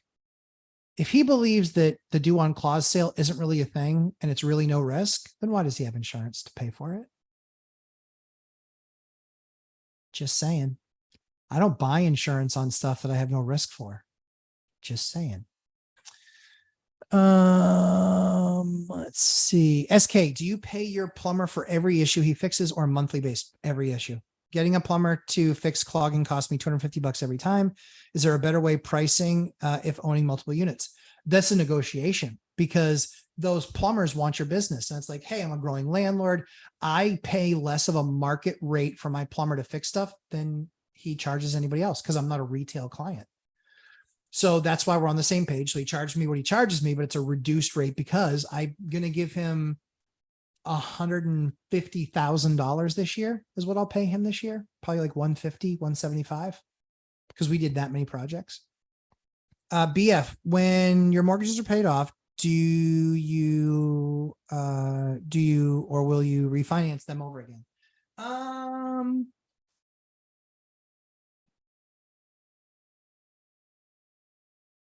So we were close on a few and a handful and we relevered them. I don't know. Depends on how old I am. I'm 46 now. I like all the income. Tax benefits and things like that. That's all good. So I don't know, maybe. It's a pretty big portfolio. So I could sell some and keep some.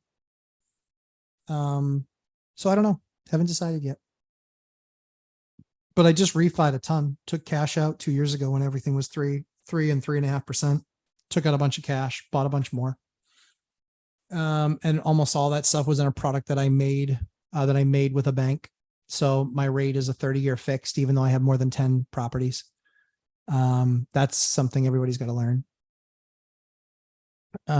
So yeah, probably maybe some they all won't fit in the same bucket. Let's put it that way. Some assets we'll let go, some we won't. But yeah, it'll be interesting. Kind of 10, 20 years, just kind of see what those numbers look like. It'll be kind of interesting. I'm interested to see how big the number gets. It's big. It's pretty big. It's pretty big at this point. So yeah. At 3%, it would be silly not to refinance. Yeah, of course. Yep, of course.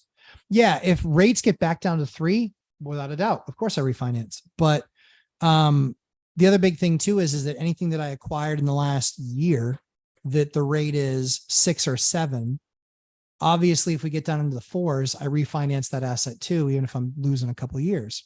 So yeah. SK, if tenants in a duplex don't like each other and keep complaining about each other to me about loud music, etc., how do you handle it? Call the cops. Call the cops. Because you know what the cops will do? Cut the shit. That's what the cops will do. Tell them to cut the shit. Yep. If I have to come out here again, somebody's going to jail. Ironically, people get along a whole lot better. You know, if there is loud music, then they just need to know what the rules are. And that's where you just like, listen, I've spoken with the tenant. Your best bet at this point is to call the cops. And if they don't call the cops, then guess what? It's not that bad. B, if they do call the cops are going to come out and they're going to have a conversation with them. Christopher Leroy, let me know if that helps. If you take a HELOC that Cash is tax-free. Yes. How long before you can sell the rentals and avoid capital gains? I don't think you can ever sell the rental and avoid a capital gain unless you're living it. It's a rental.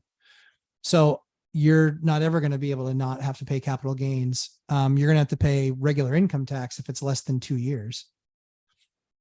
So you'll always have to pay capital gains. The only way to avoid capital gains is a 1031 exchange where you're actually selling the asset. You don't get to touch the money. Then you go buy another asset. In Vegas, cops won't come out unless your life is in danger. True story. Yep. You can call with a noise complaint and then you can just send a text to the tenant saying a noise complaint was just filed.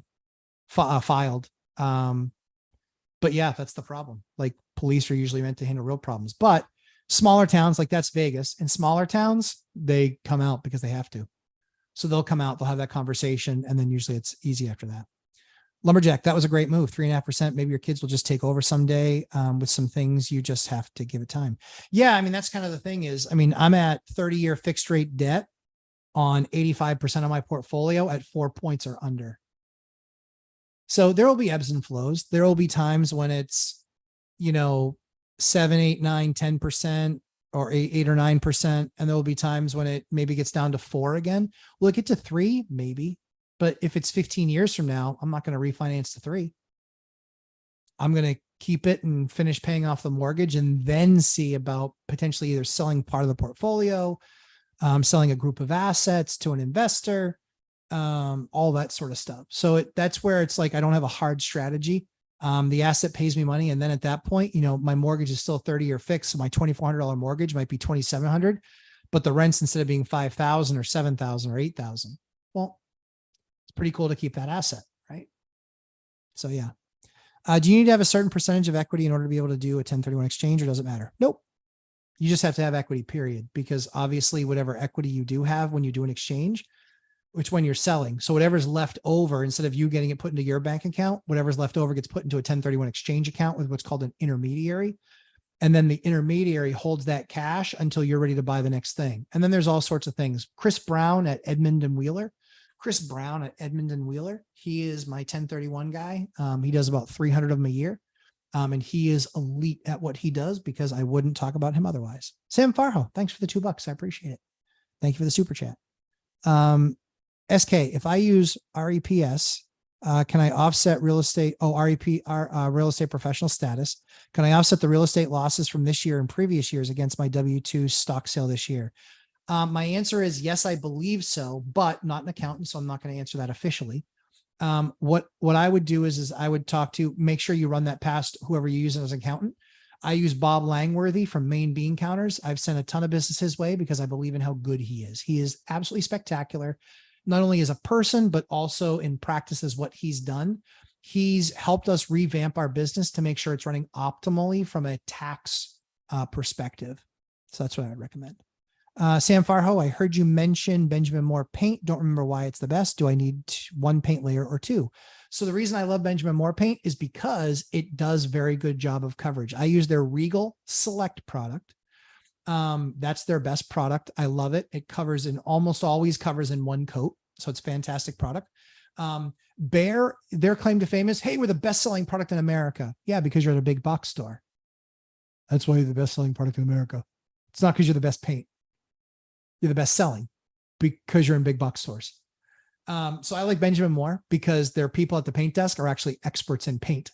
They know what they're talking about. You can bring by them a project and say, hey, so this is what I'm thinking about doing. They're like, no, you wouldn't want to do it this way. You're going to want to use this material, this product. They actually know that. 90% of the people at the Home Depot desk have no clue what you're talking about. No clue. Maybe 1 or 2 do, but very, very often, very few. BF, at what age will you start considering sell off your properties? Then what will you invest your cash into? So I'm only 46, probably not anytime soon, probably in my 60s. At that point, I don't think that there's a whole lot to invest in. At that point, I think it's wealth preservation, seeing what my kids are going to do with their lives, supporting them through that, not giving them any money, but just supporting them through that and seeing, what that opportunity is. If that means, buying a boring business, like I've bought boring businesses before. And it was like, yeah, okay, I can expand this and I can kill myself. And then it's going to get to this amount of number. And I was like, that's just not big enough. Like, cause I value my time. And so if I can put my time into something and grow it to 20 million, or if I can, put a bunch of time and effort and energy in and grow it to 3, I'll take the 20 because it's the same time, effort, and energy. It's how big is and how expensive is the problem that you're fixing. So yeah, I don't know. I don't have a plan. I'm still too young at 46. I'm still too young to be thinking about what I'll do. I like the cash flow. And right now we're not fully optimized cash flow wise. So when we get fully optimized cash flow wise, and then the entire portfolio is cash flow, right? And optimized. When we get to that point in the portfolio where everything is optimized and we're, our profits are in the 40 to 50% range, right? Is our free cash flow. At that point, do I maybe start looking at something? Yeah, maybe.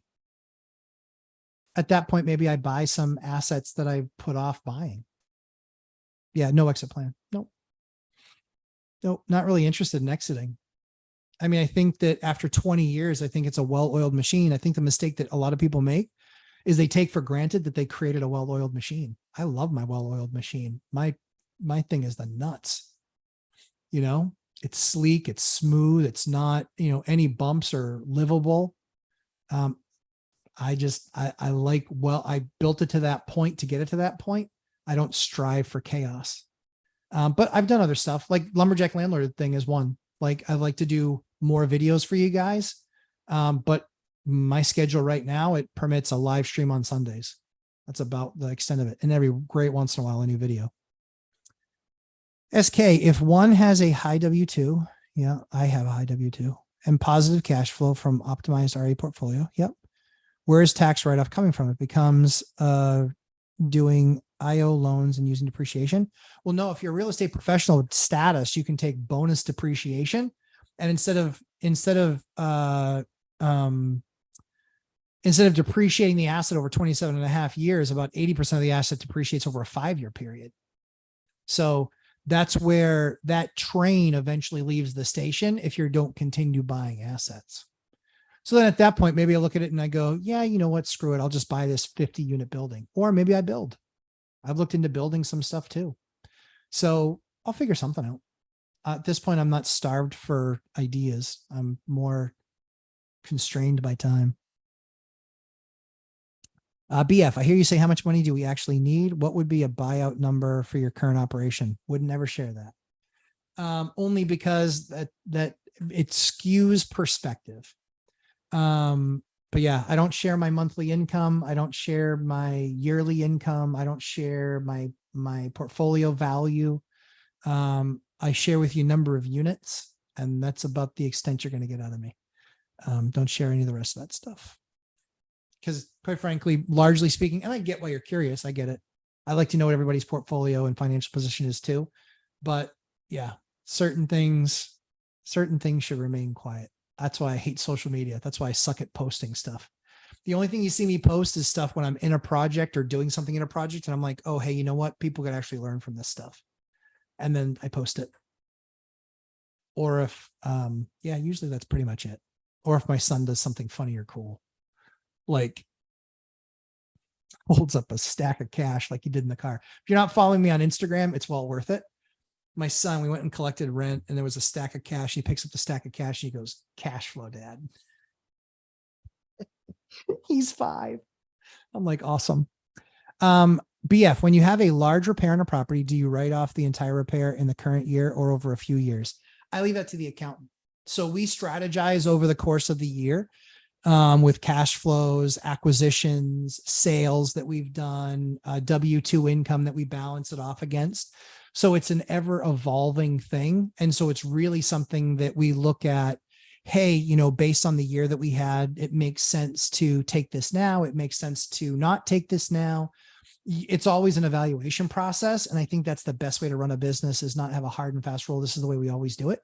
So we're kind of flexible. So that's a good question, BF.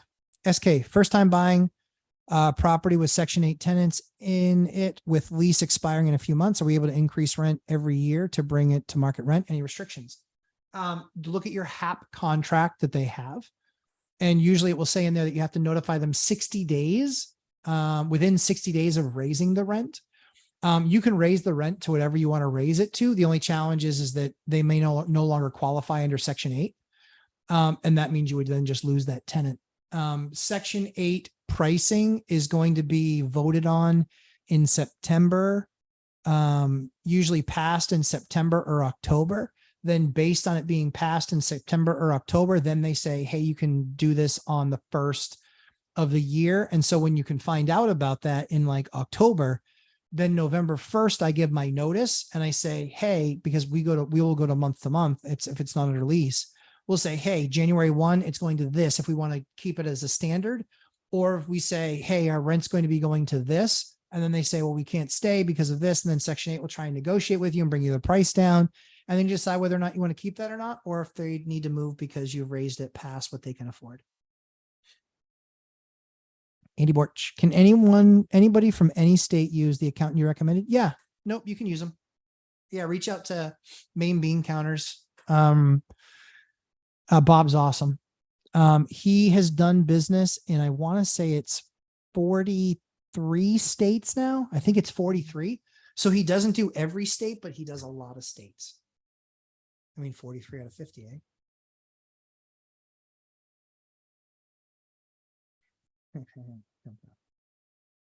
That's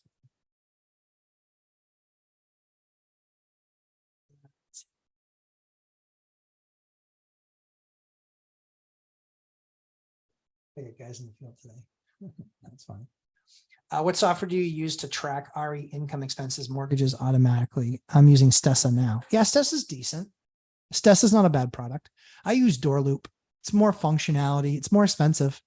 You know, we spend a couple $100 a month using Doorloop, but I love Doorloop. Yeah, I love it. I love it. Does almost everything we need. With any software, there's going to be gaps, but this one has fewer gaps. We evaluated 6. We threw out 4, and then we get down to 2. And then our final decision was between AppFolio and Doorloop. And we took Doorloop because it was basically the same we felt from a functionality management perspective, but it was a whole lot easier to migrate our data. And they did a lot of that work for us. So we didn't have to move a bunch of that stuff. Yeah. Wealth building journey. Good afternoon, Matt and everyone. Catching up a little late. That's okay. Under the weather. Sorry you feel that. Sorry you're under the weather. Going to catch the replay. All good. Feel better, my man.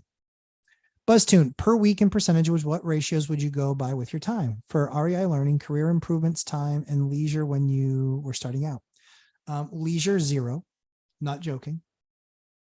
You don't have to do it the way I did it, but leisure was 0. When I was starting, there was no YouTube. When I was starting, that was early 2000s. YouTube didn't really exist for improvement stuff. It was mostly music. Or fart videos. And so for a long time, it wasn't anything YouTube. What else? Sorry. REI learning. I watch stuff every day. Still, even at this point in my career, I still watch stuff every single day.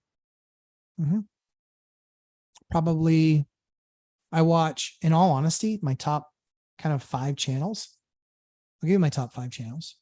Mine, not my kids, because I watch a decent amount with my kids too. Top 5 channels. Uneducated Economist. I won't take up 4, but I watch a good amount of One Rental at a Time, Dion Talk Financial Freedom, and Millennial Mike. Those are kind of in the same bucket. I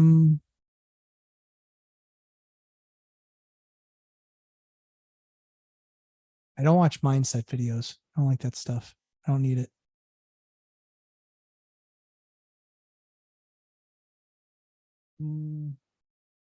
Is it Brad Cox? Brian Cox? He's done some interviews I thought were interesting with just who he interviewed. Being an ex-con, getting caught for fraud. I've watched a good amount of his stuff because he does like hour and a half long interviews, which I kind of like. I like that style. Who else? Who else do I watch? Yeah. Actually, you know what? I'll tell you. Yep. Oh, Roman Scharf. Yeah, I watch a lot of Roman Sharf. I'm a watch guy. I like watches. I like cool watches. And Roman Sharf, I think, is super talented. He's got a great business there. These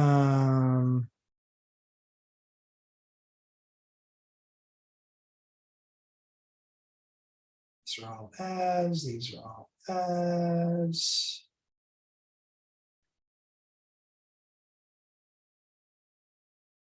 What's his name? I always forget his name.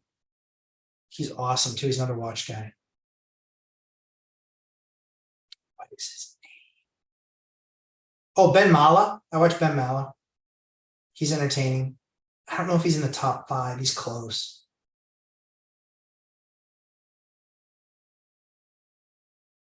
I watch some stuff on Bigger Pockets. Yep, I watch some stuff on Bigger Pockets.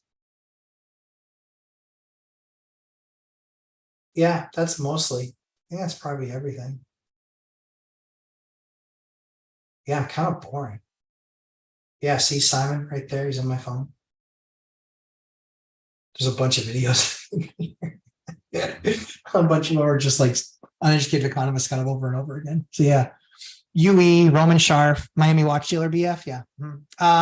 So Miami, sort of. He's more Pennsylvania, believe it or not. Their headquarters is out of Pennsylvania. So I like watching their stuff. I like watches. I'm a watch guy. I'm a watch guy. Ironwood Workman example: how to manage 150 or 1500 units. This info really helps. Oh, okay. I like the project and how to stuff more than portfolio show offs. Yep, I already know that some people have more money than others. Right. I mean, usually it's kind of like 137 units. If you're the only owner and it's not a business, like you own it with a bunch of partners. And again, there's guys that own stuff like partnership, like Christian and Cody multifamily strategy.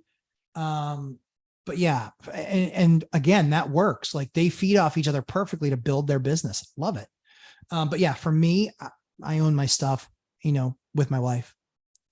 Yep. Wealth Birthing Journey. Yeah, there you go. Uneducated Economist. That's Simon's channel. Fantastic. Ben Mala, another Florida commercial real estate guru. He is. Donnie Bear, Dion, and one rental at a time is like all I watch anymore. I don't need negativity on those other channels. Yeah, I used to watch those just to understand what was going out. And then I just realized those guys are just completely stupid and full of shit. I'll debate any one of them any day. I will leave them in a bucket of dust.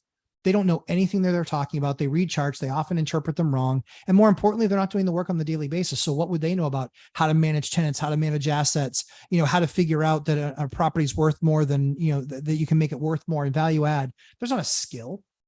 They're just getting their clickbait. Sadly, they get rewarded for clickbait. And not sad because I'm like, oh, I wish I were in their spot. I don't care. Don't care. I'm here for people that want to do the work. I'm here for people to make sure that their journey goes better than it could have without me. And this live stream on Sundays for a couple of hours, it delivers that. But if the course, then I get to deliver that, literally get to know you in the boot camp for 24 hours. And even if you're only in the course, I still get to know you because you fill out your profile sheet and I see the progress that you're making through the course. You post questions. I'm behind on questions. I got to get to that. My son had a busy week. He had surgery this week. So I got to get back to that. I missed it for the last week, but get back to it. Keith Hager, I had frequent positive YouTubers that have become doomsayers. Don't watch them now. Yeah, they're exhausting. They're exhausting. And they're so wrong. Like I met Todd Sachs Realty out of Maryland. In the beginning, he was right on. And then he linked up with all the dipshits. And yeah, I don't care if I insult them. Big deal. They've said a bunch of insulting things about me. I don't care. I'll be 7. Yeah. The fact of the matter is that he's wrong. He's just flat out wrong. He's just chasing the headlines and chasing the clicks. Yawn. Like that's not the right thing to do. And they've been wrong. Like Todd's been wrong the least amount of time, but it's only because he just launched YouTube. All these other guys have been wrong for 3 years. How's that feel, you jackasses? Honest to God. Let's see. I missed a couple. Sorry, guys. Would you have him? Let's see. Andy Borch, would having him be enough, or would you also need a CPA? He has CPAs in his practice. So he's an EA that has CPAs there. That's why I hire that firm. But Bob is my main point of contact because he's more on the strategist side. Yeah. BF, I saw the picture of your son with the wad of cash. Cute kid. Glad he gets his good looks from his mother. Yeah. You don't know what I look like. Shave this thing off. Pure Adonis. That's all I'm telling you. Ironwood Workman. Yep. Example, how to manage 150 or 1500 units. So I don't know how to manage 150 units. So I can tell you the difference between 15 and 150. I can tell you the difference between 15 and 75 and 150, but I can't tell you 1500. So because I haven't managed that many, I don't talk about it. The only things I talk about are my actual experience. That's what makes me different than everybody else. Well, all the posers. Buzztune. Oh man, was hoping you would say 0.5% of leisure at least. Yeah, I was just, guys, I was all in. I even gave up dating before I was married. My wife was happy I gave up dating, but before I was married, I gave up dating, and I did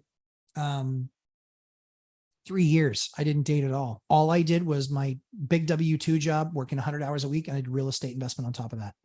So my 120 hours that I was awake, 130 hours I was awake during the week was, believe it or not, gym, my W-2 job, and my real estate portfolio. That was my life for 3 years. Yep. SK, top books, business I would recommend to your kids. I don't recommend books to my kids. The best experience they can get is being around me in the business, operating every single day and watching what I choose to watch. I couldn't tell you the last book I read cover to cover. Couldn't tell you. I'm much more in the moment and figuring out strategy that works for me in the moment, because too often people take strategy and you might be able to take one thing here and one thing here and one thing here. I find that I get that far better and far faster from actual operators and being around them. So I don't read. So I couldn't tell you what books to read. Zubers. That's the last book I listened to all the way through.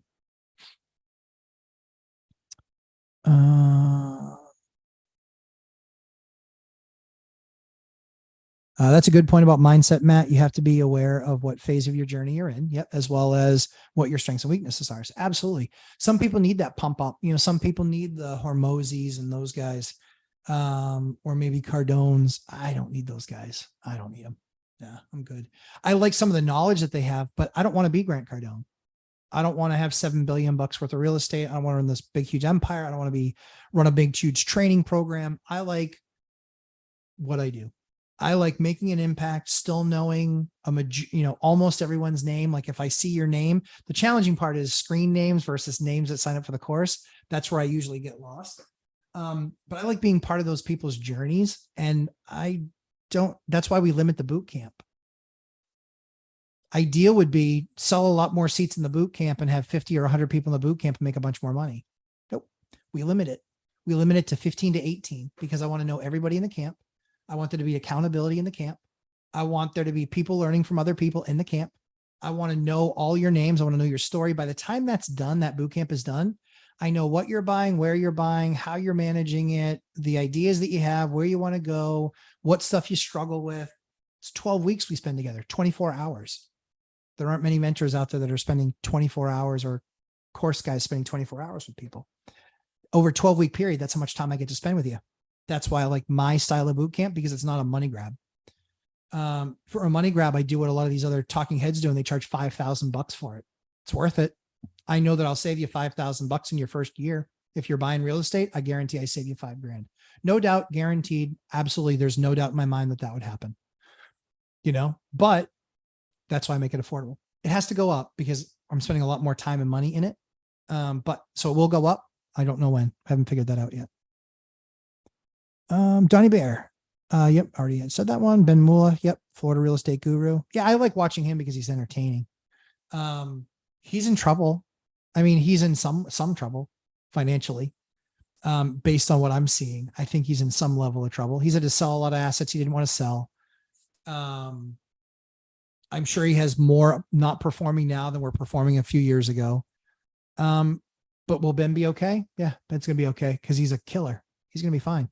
But I'm sure he's having a tougher time now than he was a couple of years ago. So that's what I mean by in trouble. Tougher time now than it was a few years ago. Sam, yes. Regal Select product. SK, how to collect rents from tenants. How do you track if anything is late? So in my indoor loop, they do that. It can automatically apply. So if they go to pay their rent in the portal, it automatically applies the late fees for you.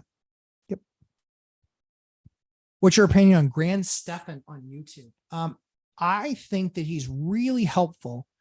I think he's a young version of Dave Ramsey, but that understands investment.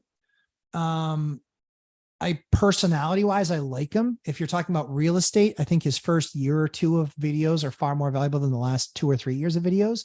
Now he's got so much money coming in. It's a business. He runs it like a business. And that's not a discredit to him. That's a credit to him. So generally speaking, I find Graham entertaining.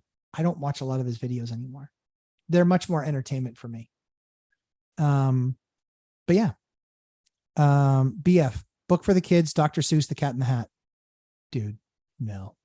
It's too many times. Like 150 times that book's been read in our house. And the movie. Keith Hager, I just wanted to have continued abundant living and giving. Exactly.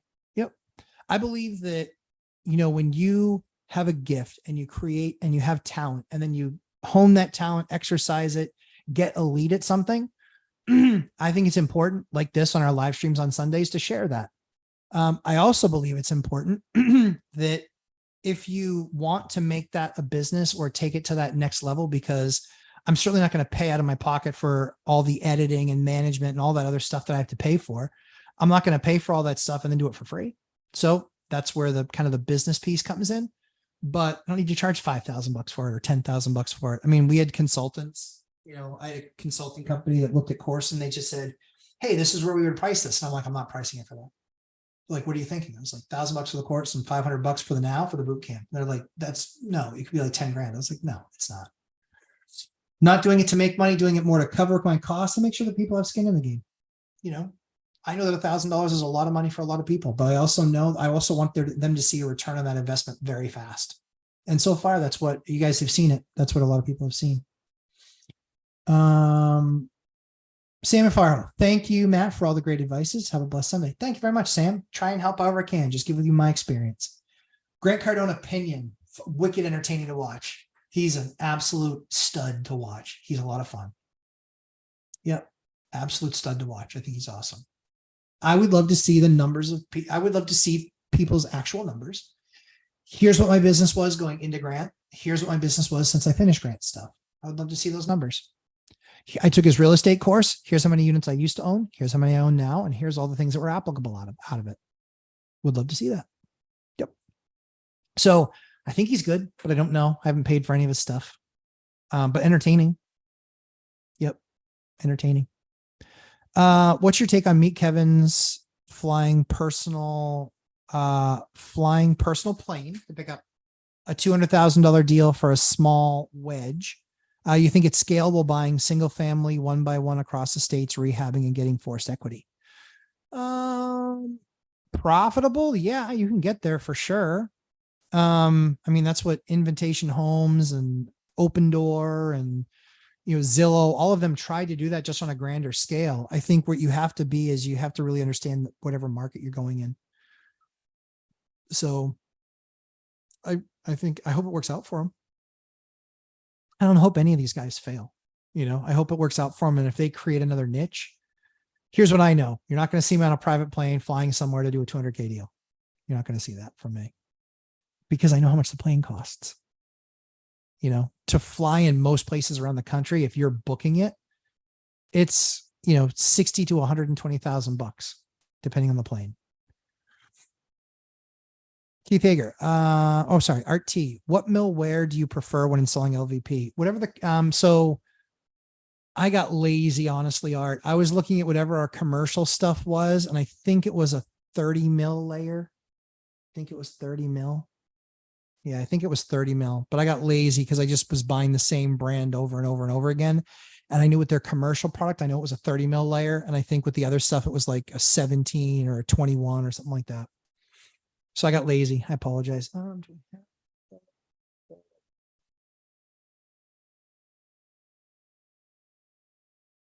I might. Hold on one second. Please hold. Oh, man. Sitting for 2.5 hours. That's no fun.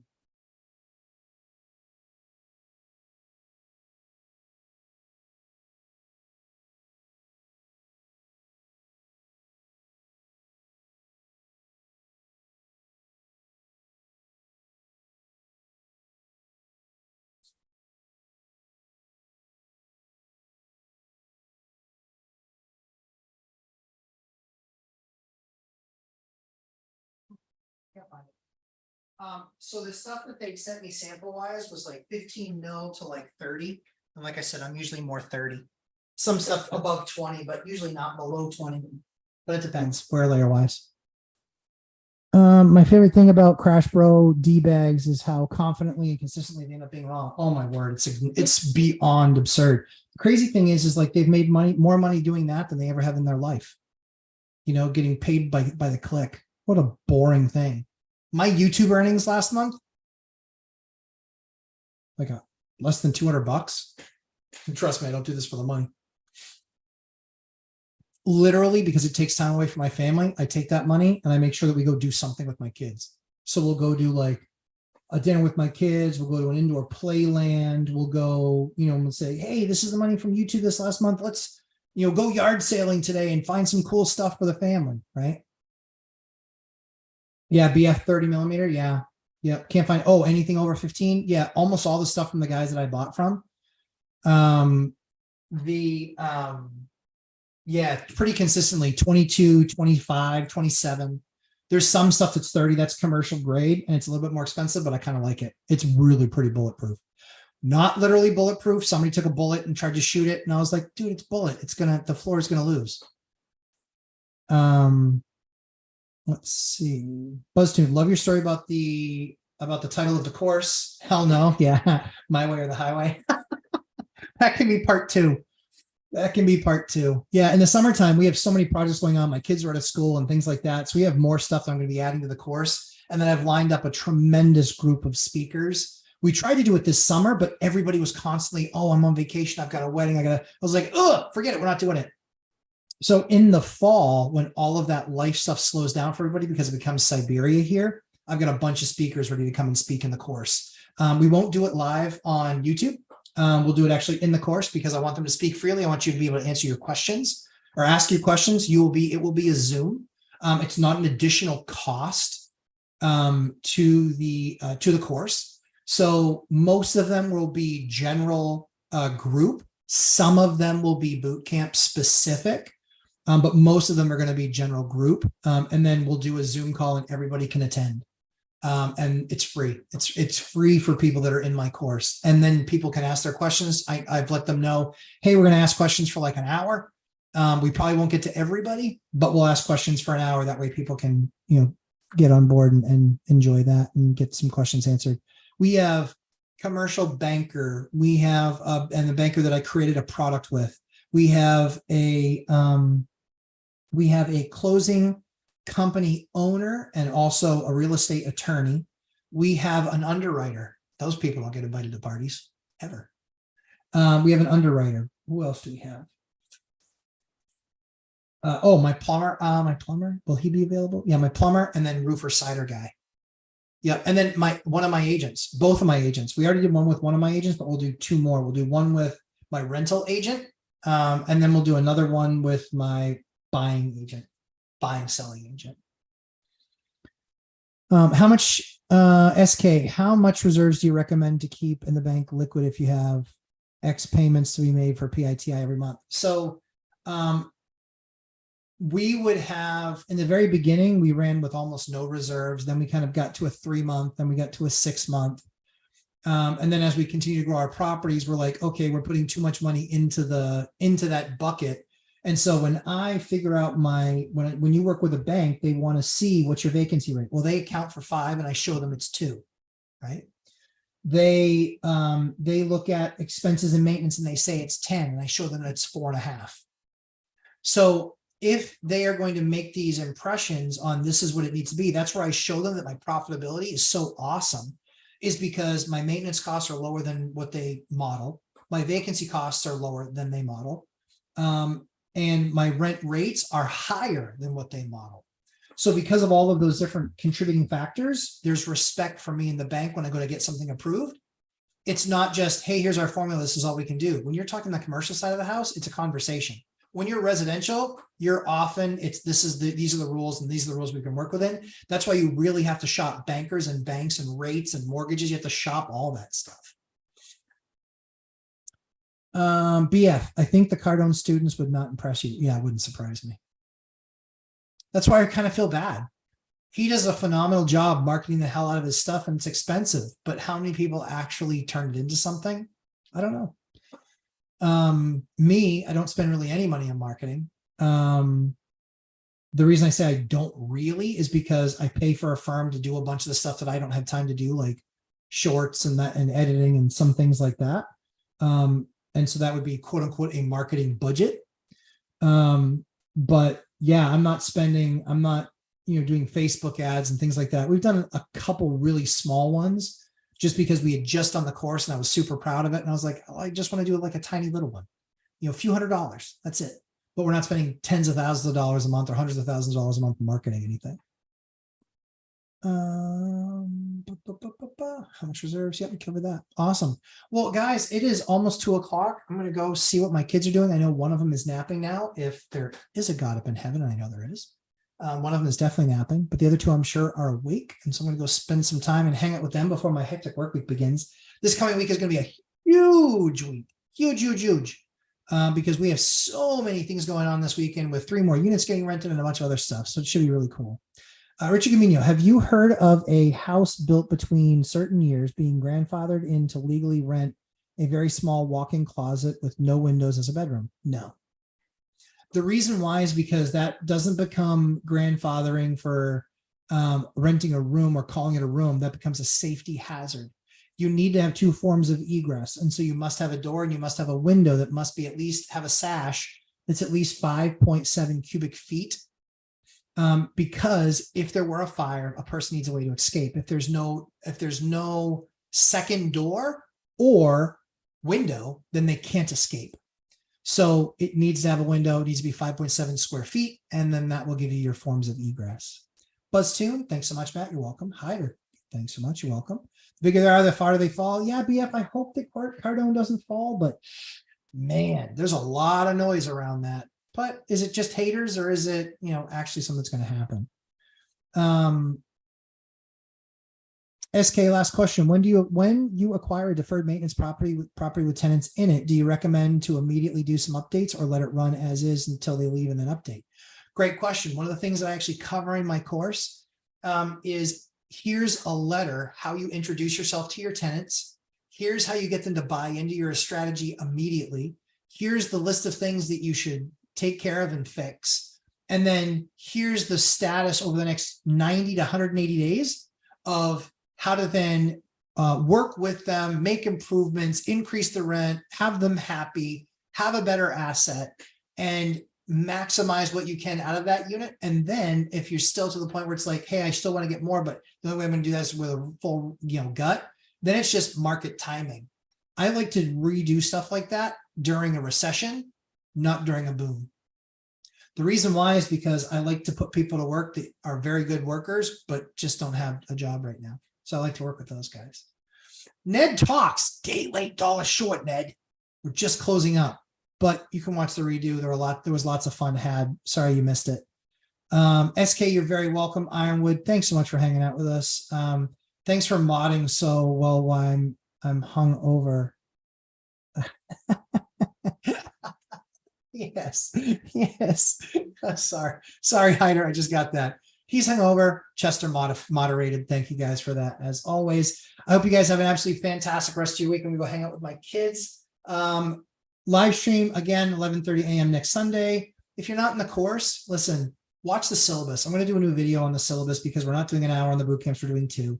But Ned Talks was in the course. Ask him how it was. I'm telling you, there's no doubt in my mind that if you take my course, it pays off. Forget about first year. Think about the changes that you'll make in your business that you'll then experience for 5, 10, or 20 years. The course is worth millions of dollars. BF, I'd take your Operation Bankroll t-shirt and jeans and all flash planes, cars, jewelry, and phony crap. Yeah, I get it. Hyder, this is why I don't drink. I know I don't drink either. But yeah, just simple. I'm a simple guy. I like spending time with my family. I spent years flying on a plane for my job. I don't need to own a plane. When I travel for leisure. But yeah, I'm a everyday guy. I go and eat out of the same restaurants that you do. Yes, I eat out at restaurants. I go to grocery stores, I buy milk, I buy eggs. You know, I'm the same guy, just bigger real estate portfolio. I'm just a normal guy. My phone rings more often than yours does because I have more tenants. But that equates to, you know, a pretty healthy bankroll too. So it's kind of is what it is. So Laura, you're very welcome. BF, I'm a t-shirt and jeans guy also. Yeah, BF, I know you got a big portfolio, a decent sized portfolio in Vegas. I like Vegas. I love Vegas. But that's kind of it. Just an everyday guy. I do the work. I manage. I'm not, you know, in my ivory tower. I'm out there. I'm on my job sites multiple times a week. All my contractors, they call me. I mean, you know, I do it. I run the business. And so that's where I want to share my journey. And hopefully it helps you guys run your business better and have the courage to be operators and take on projects you might not have taken on that will save you thousands, if not tens of thousands of dollars. Roman Pravik, if the course is still worth it, an investor, let's see. Is the course still worth it if an investor decides to hire a PM? Yes, absolutely. Here's why. Most PMs will rip you off. They will overcharge you. They will charge you for things that they have no right charging you for. Their fee structure is way too expensive. So the best idea is I have a concept in there called property management insourcing. If you follow that to a T, you are in a position where you make your PM much more effective. It takes them much less time to do things that will directly impact your pocket. So it means more when you're self-managing because all of that time, money, effort, energy is yours. It makes as much sense for the PM for you to do it and then manage them that way. Here's why. It will save you time. More importantly, it will save you a ton of money. If you properly insource your property management and all the facets to that, you likely don't need a really expensive PM. You can actually fill the different roles that you need done. And that's what I teach people how to do. So that's how I feel about it. Julie Anderson, how is your wife feeling? She is feeling 8 months pregnant. Thank you for asking, Julie. She is feeling 8 months pregnant. Yep.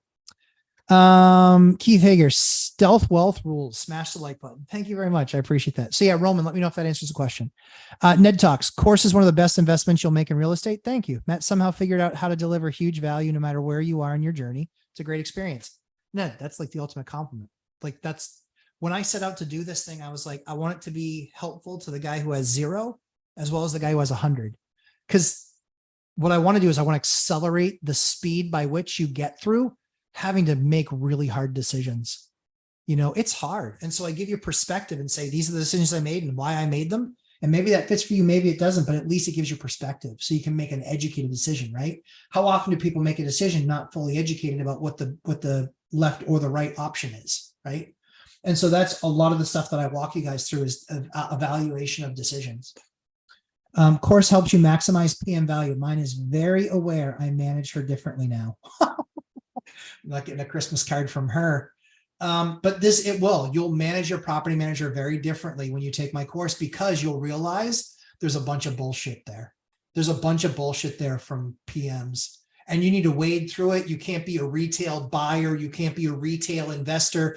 I want you on a better path, a faster path, a more profitable path. And that's what I believe my course does. Matt, Lumberjack Landlord is the most honest guy on YouTube. Hey man, I really appreciate that, BF. I mean, that means a lot to me.